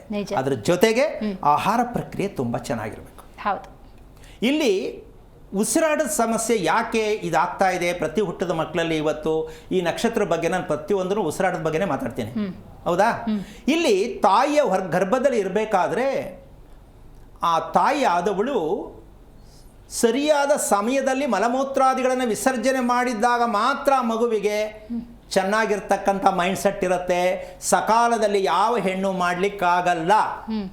ಆ ಮಗು 60% ಅಲ್ಲೇ ಡಮ್ಮಿ ಆಗಿರುತ್ತೆ. ಯಾಕೆಂದ್ರೆ ಮಗು ಕತ್ತು ಬೆಂಡಾಗಿರುತ್ತೆ ಗರ್ಭದಲ್ಲಿ ಇರಬೇಕಾದ್ರೆ. ಒಪ್ಕೋಬೋದಲ್ಲ? ಸ್ಟ್ರೈಟ್ ಆಗಿ ಏನಿರಲ್ಲ, ಬೆಂಡಾಗಿರುತ್ತೆ. ಅದು ಅಜ್ಞಾನದಲ್ಲಿ. ಅದಕ್ಕೆ ಹೇಳೋದು 7 ತಿಂಗಳಲ್ಲಿ ಮಗುಗೆ ಮೆಮೊರಿ ಬರುತ್ತೆ. ನಾನು ಎಲ್ಲಿದ್ದೆ, ಏನಾಗಿದ್ದೆ, ಏನಕ್ಕೆ ಬಂದಿದ್ದೀನಿ, 7ನೇ ತಿಂಗಳು ಮೆಮೊರಿ ಬರುತ್ತೆ. ಅದಕ್ಕೆ ಸೀಮಂತ ಮಾಡೋದಲ್ಲಿ ಅದನ್ನು ಮರ್ತೋಗ್ಲಿ ಅಂತ, ಮಗು ಹೊಸ ಎನರ್ಜಿ ಬರಲಿ ಅಂತ ಸೀಮಂತ ಮಾಡೋದು. ಅದನ್ನು ಫಂಕ್ಷನ್ ಥರ ಮಾಡ್ತಾರೆ. ಸೀಮಂತ ಮಾಡೋ ಉದ್ದೇಶ ಏನು, ಅದಕ್ಕೆ ಏನೇನು ಸಲಕರಣೆಗಳು ಬೇಕು ಅಪ್ರಾಣೆ ಗೊತ್ತಿಲ್ಲ. ಪ್ರತಿ ಒಂದಕ್ಕೂ ತನ್ನದೇ ಆದ ಅರ್ಥ ಇದೆಯಮ್ಮ. ಯಾರೂ ಇಲ್ಲ. ಅದೇ ಹೇಳಿದ ಸುಮ್ಮನೆ ಅಂಗಡಿ ಇಟ್ಕೊಳ್ಳೋದು, ಜನಗಳು ಕರೆಯೋದು, ಊಟಕ್ಕೆ ಹಾಕೋದು, ಜೈ ಸೆಕೆಂಡ್ ಕೊಟ್ಟು ಕಳಿಸೋದು, ಫಿನಿಶ್. ಸೊ ಜೀವನ ಎಲ್ಲ ಬರೀ ಶೇಕ್ ಹ್ಯಾಂಡೇ. ನಾವು ಶೇಕ್ ಹ್ಯಾಂಡ್ ಕೊಡೋದಲ್ಲ, ನಾವು ಕೈ ಮುಗಿಯೋ ಜನ. ಎಲ್ಲಿವರೆಗೂ ಶೇಕ್ ಹ್ಯಾಂಡ್ ಕೊಡೋದನ್ನ ಮಕ್ಕಳು ಕಲಿಸ್ತಿರೋ, ಆಯ್ ಬಾಯ್ ಅನ್ನೋದು, ಸಿಂಗಲ್ ಹ್ಯಾಂಡ್ ಕೆಡೋದು ಮಾಡ್ತಿರೋ, ಮಕ್ಕಳ ಆರೋಗ್ಯ ಎಲ್ಲ ಕೆಡ್ತಾ ಹೋಗುತ್ತೆ. ಒಂದು ನಮಸ್ಕಾರ ಮಾಡಿದ್ರೆ ನಮ್ಮ ಹೃದಯಕ್ಕೆ ಎನರ್ಜಿ ಕೊಡ್ತಾ ಹೋಗುತ್ತೆ. ಮೂಗದು ಕಲಿಸಿದ್ರೆ ನಮ್ಮ ಹೆಬ್ಬೆರಳು ಯಾವಾಗ ಹೃದಯಕ್ಕೆ ತಾಕ್ತೋ ಎನರ್ಜಿ ಆಗತ್ತೆ. ಸಂತೋಷವಾಗಿರ್ಬೇಕು ಹೃದಯನ. ಆ ರೀತಿ ಮಾಡಬೇಕಾದ್ರೆ ನಮಸ್ಕಾರವನ್ನು ಮಾಡಿದಾಗ ಇನ್ನೊಂದು ದೇಹದಲ್ಲೂ ದೇವರಿದ್ದಾನೆ ಅಂತ ಒಪ್ಕೋಬೋದಲ್ಲ. ನಿಜ. ಆ ದೇಹಕ್ಕೆ ನಾವು ಕೈ ಮುಗಿದಾಗ, ಅವರು ಇದಕ್ಕೆ ಮುಗಿದಾಗ ನಮ್ಗೆ ಅವ್ರ ನಮಸ್ಕಾರ, ನಮ್ಗೆ ಅವ್ರ ನಮಸ್ಕಾರ, ಎಷ್ಟು ಖುಷಿ ಆಗುತ್ತೆ. ಚೈತನ್ಯ ಶಕ್ತಿ ಅದು. ಅದೇನು ಶೇಕ್ ಹ್ಯಾಂಡ್ ಕೊಡಿ, ನಮ್ಮ ಭಾರತ ದೇಶ ಸಂಸ್ಕಾರ ಅಲ್ವೇ ಅಲ್ಲ ಅದು. ಯಾಕೆ ಅಂತಂದರೆ ನಾವು ಪ್ರತಿಯೊಂದು ತಿಳ್ಕೋಬೇಕು. ನಮ್ಮಲ್ಲಿ ಏನಾಗಿದೆ ಅಂದರೆ ಅದು ಅವ್ರಿಗೆ, ನಮಗಲ್ಲ. ಸೊ ಈ ರೀತಿ ಸೋಮಾರಿತನದ ಪರಮಾವಧಿ ನಮ್ಮಲ್ಲಿ ಜಾಸ್ತಿ ಆಗಿದೆ ಅಂತ ಇಲ್ಲ ಅಂತಮ್ಮ, ಆಗಿದೆ ಅಲ್ವಾ? ಅದಕ್ಕೋಸ್ಕರವಾಗಿ ನಾವು ಮಾಡ್ತಾ ಇರ್ತಕ್ಕಂಥ ಲೆಕ್ಕದಲ್ಲಿ ಇನ್ನೊಂದು ತಪ್ಪು ಮಾಹಿತಿ ಹೋಗ್ತಾ ಇದ್ರೆ ಜೊತೆಲೆ ಹೇಳ್ಬಿಡ್ತೀನಿ. ಸತ್ತವ್ರಿಗೆ ಶ್ರಾದ್ದಗಳನ್ನ ಮಾಡಬೇಕು. ಯಾರಿಗೆ ಶ್ರಾದ್ದ ಮಾಡೋದು? ಈ ಪ್ರಶ್ನೆ ಹಾಕಬೇಕಾಗತ್ತೆ. ಸತ್ತವ್ರಿಗೆ ಶ್ರಾದ್ದ ಮಾಡ್ತಾ ಇದ್ದೀವಿ, ಯಾರಿಗೆ? ಪ್ರಶ್ನೆ. ಉತ್ತರ ಏನಮ್ಮ? ಸತ್ತವ್ರಿಗೆ ಶ್ರಾದ್ದ ಮಾಡ್ತಾ ಇದ್ದೀವಿ ಅಂತ ಹೇಳ್ತೀರಿ, ಇದು ಸಾಧ್ಯ ಆಗಿದೆಯಾ? ನಿಜವಾಗಲೂ ನಮಗೆ ನಾವು ಮಾಡ್ಕೊಳ್ಳೋ ಶ್ರಾದ್ದ ಅದು. ನೇರವಾಗಿ ಹೇಳಬೇಕಾದ್ರೆ ನಮ್ಮ ಮುಂದಿನ ದಾರಿ ಸುಗಮವಾಗಲಿ ಅನ್ನೋದಕ್ಕೆ ನಾವು ಮಾಡ್ಕೊಳ್ತಕ್ಕಂಥದ್ದು ನಮಗೋಸ್ಕರ. ಸತ್ತವ್ರ ಹೆಸರು ಹೇಳಿ ಮಾಡುವಂಥದ್ದು ಅದು ಮಾರ್ಗ. ಎಸ್, ಅವರ ಹೆಸರು ಹೇಳಿ. ಯಾಕೆಂದ್ರೆ ಅವ್ರದ್ದು ನಮ್ದು ಮೆಟೀರಿಯಲ್ ನಮ್ದು ಬಂದಿರೋದು, ರಕ್ತ ಮೂಳೆ ಮಾಂಸ ಅವ್ರದ್ದು. ಅವರ ಆಧಾರ ಇಟ್ಟುಕೊಂಡು ನಾವು ನಮ್ಮ ಮುಂದಿನ ದಾರಿ ಸುಗಮವಾಗಲಿ ಅಂತ ಮಾಡ್ತಕ್ಕಂತಹ ಪ್ರಕ್ರಿಯೆ ಸಂಸ್ಕಾರ. ನಾವು ಮಾಡುವುದು ಏನು ಅಂದರೆ ಫೋಟೋ ಮಡಗಿ ಮಾಡಿದ್ದೆಲ್ಲ ಮುಂದೆ ಸುರಿದು ಕಳಿಸ್ತೀವಿ. ಹಿಂಗಾಗತ್ತಿದು. ಅಂದರೆ ಇದನ್ನ ಯಾಕೆ ಬಿಡಿಸಿ ಹೇಳ್ತಾ ಇದ್ದೀನಿ ಅಂದರೆ, ನೀವು ಮದುವೆ ಮಾಡ್ತಿರೋ, ಸಂಸ್ಕಾರ ಮಾಡ್ತಿರೋ, ಮಗು ನಾಮಕರಣ ಮಾಡ್ತಿರೋ, ವಾಟ್ ಇಸ್ ರೀಸನ್? ನಿಮ್ಮಲ್ಲಿ ಏನು ಸತ್ಯ ಇದೆ ತಿಳ್ಕೊಂಡು ಮಾಡಿ. ಅದಕ್ಕೆ ಹೋಗ್ಬಿಟ್ಟು ಪುರೋಹಿತರು ಕೇಳೋದು, ಯಾವ ದಿನದಲ್ಲಿ ಮಾಡಿದ್ರೆ ಒಳ್ಳೇದಾಗತ್ತೆ? ದಿನ ಎಲ್ರಿ ಐತೆ? ಪ್ರತಿ ದಿನವೂ ಶುಭ ಮುಹೂರ್ತವೇ. ಯಾವಾಗ? ಪ್ರತಿ ದಿನವೂ ಶುಭ ಮುಹೂರ್ತ ಆಗ್ಬೇಕಾ ಬೇಡಮ್ಮ? ಆಗಲೇಬೇಕು. ಯಾವಾಗ ಆಗೋದು? ಪುರೋಹಿತರ ಕೈಲಿ ಬರೆಯೋದು ಶುಭ ಮುಹೂರ್ತ ಅಲ್ಲ. ನೀವು ಯಾವತ್ತು ಈ ವಿಚಾರಗಳನ್ನ ತಿಳ್ಕೊಂಡು ನಿಮ್ಮ ಜೀವನವನ್ನು ನೀವು ರೂಪಿಸ್ಕೊಳ್ಳೋ ಪ್ರಯತ್ನ ಮಾಡ್ತೀರೋ ಆ ದಿನವೇ ಶುಭ ಮುಹೂರ್ತ. ಅದಕ್ಕೆ ನಾನು ಅಮಾವಾಸ್ಯ ದಿನ ಮದುವೆ ಮಾಡಿಸ್ತೀನಿ ಬನ್ನಿ ಅಂತ ಹೇಳ್ತೀನಿ. ಅರ್ಧ ರಾತ್ರಿ ಮದುವೆ ಮಾಡಿಸ್ತೀನಿ, ಅದೇನಾಗುತ್ತೆ ನೋಡೋಣ. ಕಾರಣ, ಯಾವ ಕಾರಣಕ್ಕೂ ಪ್ರತಿದಿನವೂ ಶುಭನೇ ಹೊರತು ಅಶುಭ ಅನ್ನೋದು ತಪ್ಪು, ದುಃಖ ಅನ್ನೋದು ತಪ್ಪು, ಕಷ್ಟ ಅನ್ನೋದು ತಪ್ಪು. ಪ್ರತಿದಿನವೂ ಕೊಡುವ ನಾವು ಬಳಸ್ಕೊಳ್ಳೋ ರೀತಿಯಿಂದ ಪ್ರತಿದಿನವೂ ಶುಭ ಆಗಿರಬೇಕು. ಇದು ನಮ್ಮ ಜೀವನದ ಸತ್ಯಾಂಶದ ಸಾರ. ನಾವು ಭಯ ಬಿದ್ದು ಎಲ್ಲಿವರೆಗೂ ಬದುಕ್ತೀವೋ, ನೀವು ಜೀವನದಲ್ಲಿ ಬೇರೆಯವ್ರು ಹೇಳೋದನ್ನು ಕೇಳ್ಕೊಂಡು ನಂಬ್ತೀರೋ, ಇದನ್ನ ಯಾವ ಕಾರಣಕ್ಕೂ ಮಾನವೀಯತೆ ಲಕ್ಷಣಕ್ಕೆ ನಾವು ಬಂದೇ ಇಲ್ಲ, ನಮ್ಮ ಮನುಷ್ಯರು ಆಗೇ ಇಲ್ಲ ಅಂತ ಅರ್ಥ. ಯಾರೋ ಹೇಳೋದಕ್ಕೆ ತಲೆ ಆಡಿಸುವಂಥ ಮಟ್ಟಕ್ಕಾದರೆ, ಬಟ್ ನಿನ್ನ ಕೆಲಸ ಏನಿಲ್ಲಿ? ಈ ಭೂಮಿಗೆ ಬಂದ ಉದ್ದೇಶ ಏನು ಅಂತ ಕೇಳಬೇಕಾಗತ್ತೆ. ಏನಮ್ಮ ಹೇಳ್ತೀಯಾ? ಪ್ರತಿಯೊಂದನ್ನು ಕೇಳ್ತಾನೆ ಇದೆಯಾ ನೀನು? ಅದರೇನು ಸಕ್ಸಸ್ ಆಗಿದೆಯಾ? ಇಲ್ಲ. ಮತ್ತು ಅದನ್ನು ನಿನ್ನ ಮಗನಿಗೂ ಅದೇ ಹೇಳ್ಕೊಡ್ತಾ ಇದೆಯಾ? ಅಲ್ಲೋ ಕೇಳ್ಕೊಬಂದ್ಬಿಡು ಅಂತ. ಏನು ಅವ್ರು ಕೇಳೋದು, ಅವ್ರು ಹೇಳೋದು ಏನಿದೆ ಇದರಲ್ಲಿ? ಹಾಗಂತ ನಾವು ಒಂದು ಗುರುಗಳ ಸಾನ್ನಿಧ್ಯದಲ್ಲಿ, ಒಬ್ಬ ಜ್ಯೋತಿಷಿ ಆಗಿರ್ಬೋದು, ಒಬ್ಬ ಗುರೂಜಿ ಆಗಿರ್ಬೋದು, ಒಬ್ಬರು ಪಂಡಿತರಾಗಿರ್ಬೋದು, ಅವರನ್ನ ನಾವು ದೂಷೋ ಬದಲು ನಮ್ಮ ಕರ್ತವ್ಯ ಏನು ಅಂತ ನಾವು ತಿಳ್ಕೊಂಡಾಗ ಅವ್ರನ್ನ ದೂಷಣೆ ಮಾಡೋ ಅವಶ್ಯಕತೆ ನಮಗೆ ಬರಲ್ಲ. ಅವ್ರು ಸರಿ ಇಲ್ಲ ಅಂತ ನಾವು ಹೇಳೋದು ಬೇಡ. ನಮ್ಮ ಕರ್ತವ್ಯ ನಾವು ಮಾಡ್ಕೋಬೇಕು. ಈಗ ಉದಾಹರಣೆ, ಒಂದು ಮದುವೆ ಮಾಡಬೇಕಂತ ಹೊರಡ್ತಾರೆ ಇವರು, ಹೋರಾಟದ ಮದುವೆ ಅವ್ರು ಮಾಡೋದು ಜನ. ಏನಕ್ಕೆ ಅಂದರೆ ಚೌಟ್ರಿ ಖಾಲಿ ಇರೋದನ್ನ ಬೇಕು, ಭಾನುವಾರ ದಿನ ಮದುವೆ ಬೇಕು, ಆಮೇಲೆ ಆ ಹೆಣ್ಣಿಗೆ ಆ ಗಂಡು ಮಾಡಲೇಬೇಕು. ಹೌದಾ? ಇದು ಹೋರಾಟ ತಾನೇ ಮದುವೆ. ಇಲ್ಲಿ ಶಾಸ್ತ್ರ ಎಲ್ಲಿ ಬರುತ್ತಲ್ಲ ಇದಕ್ಕೆ? ನಿನ್ನ ಗುರಿ ಆ ಹುಡುಗಿಗೆ ಆ ಹುಡುಗನ್ನೇ ತರಬೇಕು, ಆ ಹುಡುಗನಿಗೆ ಆ ಹುಡುಗಿನೇ ಕೊಡಬೇಕು, ಅದು ನಿಂದು ಗುರಿ. ಅದು ಹೋರಾಟದ ಮದುವೆ ಆಯಿತು. ಧರ್ಮದ ಮದುವೆ ಎಲ್ಲಾಯ್ತದು? ಅಲ್ಲಮ್ಮ. ಇದಕ್ಕೆ ನಿಮಗೆ ಯಾಕೆ ಬೇಕಾಗುತ್ತೆ ಮಂತ್ರ, ಯಾಕೆ ಮಂಗಳವಾದ್ಯ ಯಾಕೆ ಅಂತ ಸ್ವಲ್ಪ ಯೋಚನೆ ಮಾಡಿ. ಈ ಥರ ಎಲ್ಲ ಮಾಡ್ಕೊಳ್ತಕ್ಕಂಥದ್ರಿಂದ ಆ ಮದುವೆ ಸಕ್ಸಸ್ ಆಗಿದೆಯಾ? ಆ ದಾಂಪತ್ಯ ಚೆನ್ನಾಗಿದ್ದಾರಾ? ಹಾಗೆ ತಂದೆ ತಾಯಿಯಾದವ್ರು ಮಾಡ್ತಾ ಇರ್ತಕ್ಕಂತಹ, ಗೊತ್ತಿಲ್ಲದೆ ಮಾಡ್ತಾ ಇರ್ತಕ್ಕಂಥ ವಿಚಾರ ಏನು ಅಂದರೆ, ಮಕ್ಕಳಿಗೂ ಸ್ವತಂತ್ರ ಕೊಟ್ಟಿಲ್ಲ, ಮಗುವಿನ ಸತ್ಯ ತಿಳಿಯೋಕೆ ಇವ್ರ ಕೈಲಿ ಆಗಿಲ್ಲ, ಇವ್ರ ಸತ್ಯ ಇವ್ರಿಗೆ ತಿಳ್ಕೊಳಕ್ಕಾಗಿಲ್ಲ, ಇವರು ಅಡ್ಡದಾರಿಲಿ ಹೋಗಿದ್ದಾರೆ, ಮಕ್ಕಳನ್ನೂ ಅಡ್ಡದಾರಿ ಕರ್ಕೊಂಡು ಹೋಗ್ತಾ ಇದ್ದಾರೆ. ಆಮೇಲೆ ಶಾಸ್ತ್ರ ಕೇಳ್ತಾರೆ, ನನ್ನ ಮಗ ನನ್ನ ಮಾತು ಕೇಳ್ತಾ ಇಲ್ಲ, ನನ್ನ ಮಗಳ ಮದುವೆ ಆಗ್ತಾ ಇಲ್ಲ ಅಂತ. ಯಾರು ತಪ್ಪು? ಪೂರ್ತಿ ಕೆಡಿಸ್ಬಿಟ್ಟಿದ್ದೀರಾ ನೀವು, ಎಲ್ಲ ಕೆಡಿಸ್ಬಿಟ್ಟಿದ್ದೀರಾ. ಅಂದ ಮೇಲೆ ನಿಮ್ಮ ಬದುಕು ಯಾವ ಮಟ್ಟಕ್ಕಿದೆ, ಈ ಬದುಕಿನ ಜೀವನ ಬೇಕಾ ನಮಗೆ ಅಂತ ಪ್ರತಿಯೊಬ್ಬರು ಅರ್ಥ ಮಾಡ್ಕೊಳ್ಳಿ. ನಾವು ಮನುಷ್ಯರು ಅಂತಕ್ಕಂಥದ್ದನ್ನು ಬರೀ ಬಾಯಲ್ಲಿ ಹೇಳ್ತಿದ್ದೀವಿ ಹೊರತು, ಅದಕ್ಕೆ ಹೇಳಿದೆ ಅಂದರೆ ಮನುಷ್ಯ ರೂಪದ ಪ್ರಾಣಿ ತಾಯಿ ಹೊಟ್ಟೆಲಿ ಹುಟ್ಟುತ್ತೆ ಹೊರತು ಮನುಷ್ಯನ ಹೊಟ್ಟೆಲಿ ಮನುಷ್ಯ ಹುಟ್ಟುತ್ತೆ ಅನ್ನೋ ತಿಳ್ಕೊಂಡ್ರದೇ ಮೊದಲನೇ ಅಪರಾಧ. ನಾವು ತಿಳ್ಕೊಂಡ್ರದ್ದು ಹಂಗೆ, ಮನುಷ್ಯನ ಹೊಟ್ಟೆಯಲ್ಲಿ ಮನುಷ್ಯ ಹುಟ್ಟುತ್ತೆ, ಅಪ್ರಾಣಿ ಇಲ್ಲ, ಮನುಷ್ಯ ರೂಪದ ಪ್ರಾಣಿ. ಯಾಕೆ ಅಂದರೆ ಅದರಲ್ಲಿರ್ತಕ್ಕಂಥದ್ದು ನಾವು ಕಾಮ, ಕ್ರೋಧ, ಮದ, ಮಾತ್ಸರ್ಯ ಕುತ್ಕೊಂಡು ಮಾತಾಡ್ತೀವಲ್ಲ, ತೆಗಿರಿ ಈಚೆ ನೋಡೋಣ. ಭಗವದ್ಗೀತೆಯಲ್ಲಿ ಅದನ್ನೇ ಹೇಳಿರೋದು, ಆ ವಿಷವನ್ನು ತೆಗಿ ನೀನು ಈಚೆಗೆ, ನಾನಲ್ಲಿ ಇರ್ತೀನಿ, ನನ್ನ ಹುಡುಕ್ಬೇಡ ನೀನು, ಯಾಕೆ ನಿನ್ನೊಳಗಡೆ ಇದೀನೋ ಮೂರ್ಖ, ಅದನ್ನು ತೆಗಿ ಈಚೆಗೆ ಅಂತ ಹೇಳ್ದೇನೆ. ಇದಕ್ಕೆ ಅಸುರ ಪ್ರವೃತ್ತಿ ಅಂತ ಹೇಳ್ತೀವಿ. ಹೌದು. ಈ ರಾಕ್ಷಸ ಸ್ವಭಾವನ ತೆಗಿದೇನೆ ನೀವು ದೇವಸ್ಥಾನಕ್ಕೆ ಹೋದ ತಕ್ಷಣ, ಅಷ್ಟೋತ್ರ ಮಾಡಿಸಿದ ತಕ್ಷಣ, ಹೋಮ ಮಾಡಿಸಿದ ತಕ್ಷಣ, ಪೂಜೆ ಮಾಡಿಸಿದ ತಕ್ಷಣ ಒಳ್ಳೇದಾಗತ್ತೆ ಅನ್ನೋಂಗಿದ್ರೆ, ಇವತ್ತು ಅದರಲ್ಲೂ ಎಂತೆಂಥ ದುಡ್ಡು ಮಡಿಗರು ಇದ್ದಾರೆ ಅಂದರೆ ಹೇಳೋಕ್ಕಾಗೋಷ್ಟು, ಇಂಡಿಯಾ ಪರ್ಚೇಸ್ ಮಾಡೋಷ್ಟು ಜನ ದುಡ್ಡು ಇಟ್ಕೊಂಡ್ರು ಇದ್ದಾರೆ. ಏನು ಹೇಳ್ತೀಮ್ಮ? ದುಡ್ಡು ಯಾರೂ ಇಲ್ಲ ಅನ್ನಂಗಿಲ್ಲ. ಇವತ್ತು ಪರ್ಚೇಸ್ ಮಾಡ್ಕೊಬಿಡೋರು ದುಡ್ಡು ಕೊಟ್ಟು. ದೇವರೇ ಎಲ್ಲೂ ಹೋಗ್ಬೇಡ, ನಮ್ಮಲ್ಲೇ ಇದ್ಬಿಡು, ದೇವಸ್ಥಾನ ಕಟ್ಟಿಸ್ಕೊಂಡ್ಬಿಡ್ತೀನಿ ನಾನೇ, ಮುಂದ್ಗಡೆ ಹಿಂದ್ಗಡೆ ದೇವಸ್ಥಾನ, ಮುಂದ್ಗಡೆ ಮನೆ ಅಂತ ಹೇಳೋರು. ಆದರೆ ಅಷ್ಟು ಮಟ್ಟಿಗೆ ನಮ್ಮಲ್ಲಿ ಹಣದ ವ್ಯವಸ್ಥೆ ಇದೆ. ಆದರೆ ಆರೋಗ್ಯದ ವ್ಯವಸ್ಥೆ ಪೂರ್ತಿ ಕೆಟ್ಟಿದೆ. ನಿಮ್ಮ ಸಂಪಾದನೆ ನೀವು ಮಾಡಿ, ಶ್ರೀಮಂತಿಗೆ ಓಕೆ ಫೈನ್. ಆದರೆ ನೀವು ಯಾರು ಅಂತ ತಿಳ್ಕೊಳ್ಳಿ ಅಂತಕ್ಕಂಥ ಸತ್ಯಾಂಶವನ್ನು ಎಲ್ಲಿವರೆಗೂ ತಿಳ್ಕೊಳ್ಳಲ್ವೋ, ಈ ಇವತ್ತು ತೋರಿಸಿರ್ತಕ್ಕಂಥ ಬುರುಡೆ ರಹಸ್ಯ ಏನು ನೋಡ್ತಾ ಇದ್ದೀರೋ, ಈ ಬುರುಡೆ ರಹಸ್ಯಕ್ಕೆ ಮ್ಯಾಚಿಂಗ್ ಮಾಡಿ ಇವತ್ತು ಬುರುಡೆ ತೋರಿಸಿದ್ದೀನಿ ನಾನು. ಅಂದರೆ ನೀವು ಸ್ವಲ್ಪ ಅರ್ಥ ಮಾಡ್ಕೋಬೇಕು. ನಮ್ಮ ಕೈಯಲ್ಲಿರೋ ಬುರುಡೆ, ನಮ್ಮಲ್ಲಿರೋ ಬುರುಡೆಯನ್ನು ನಾವು ಸರಿಯಾಗಿ ಇಟ್ಕೋಬೇಕು ಅಂತಕ್ಕಂಥದ್ದು ತಿಳ್ಕೋಬೇಕು ಅನ್ನೋದು ಆಸಕ್ತಿ ನಿಮ್ಮಲ್ಲಿದ್ದರೆ, ನಾವುಗಳು ನಿಮಗೆ ಅದ್ರ ಬಗ್ಗೆ ಎಷ್ಟು ಬೇಕು ಅಷ್ಟನ್ನು ಹೇಳ್ಕೊಳಕ್ಕೆ ಸಾಧ್ಯ ಆಗತ್ತೆ. ಅದನ್ನು ತಿಳ್ಕೊಳ್ಳೋಕೆ ಪ್ರಯತ್ನ ಮಾಡಿ. ಆದರೆ ನಿಮ್ಮನ್ನು ನೀವು ಅರ್ಥ ಮಾಡ್ಕೊಳ್ಳದೆ ಜೀವನದಲ್ಲಿ ಯೋಚನೆ ಮಾಡ್ಕೊಂಡು ಬದುಕೋದು ಬೇಡ ಅಂತ ಹೇಳ್ತಾ ಕಾರ್ಯಕ್ರಮ ಮುಗಿಸ್ತಾ ಇದ್ದೀನಿ. ಜೈ ಶ್ರೀರಾಮ್. ನಾವು ನಮ್ಮನ್ನು ಅರ್ಥ ಮಾಡಿಕೊಂಡ್ರೆ ಎಲ್ಲ ಸಮಸ್ಯೆಗಳಿಗೂ ಸೂಕ್ತ ಪರಿಹಾರ ಅಂತ ಈ ಕಾರ್ಯಕ್ರಮದ ಮೂಲಕ ಪುರುಷೋತ್ತಮ್ ದೇಶಿ ಗುರೂಜಿ ತಿಳಿಸ್ಕೊಟ್ಟಿದ್ದಾರೆ. ನೋಡ್ತಾ ಇರಿ ಜಿ ಕನ್ನಡ ನ್ಯೂಸ್, ಸತ್ಯವೇ ಸುದ್ದಿಯ ಜೀವಾಳ. ಹೆಚ್ಚಿನ ಮಾಹಿತಿಗಾಗಿ ಸಂಪರ್ಕಿಸಿ ಶ್ರೀಮಾನ್ ಶ್ರೀ ಪುರುಷೋತ್ತಮ್ ದೇಶಿ ಗುರೂಜಿ, ಶ್ರೀ ಧರ್ಮ ಮಾರ್ಗ ಕಚೇರಿ 532, ಮಲತಹಳ್ಳಿ ಮುಖ್ಯ ರಸ್ತೆ, ಬೆಂಗಳೂರು.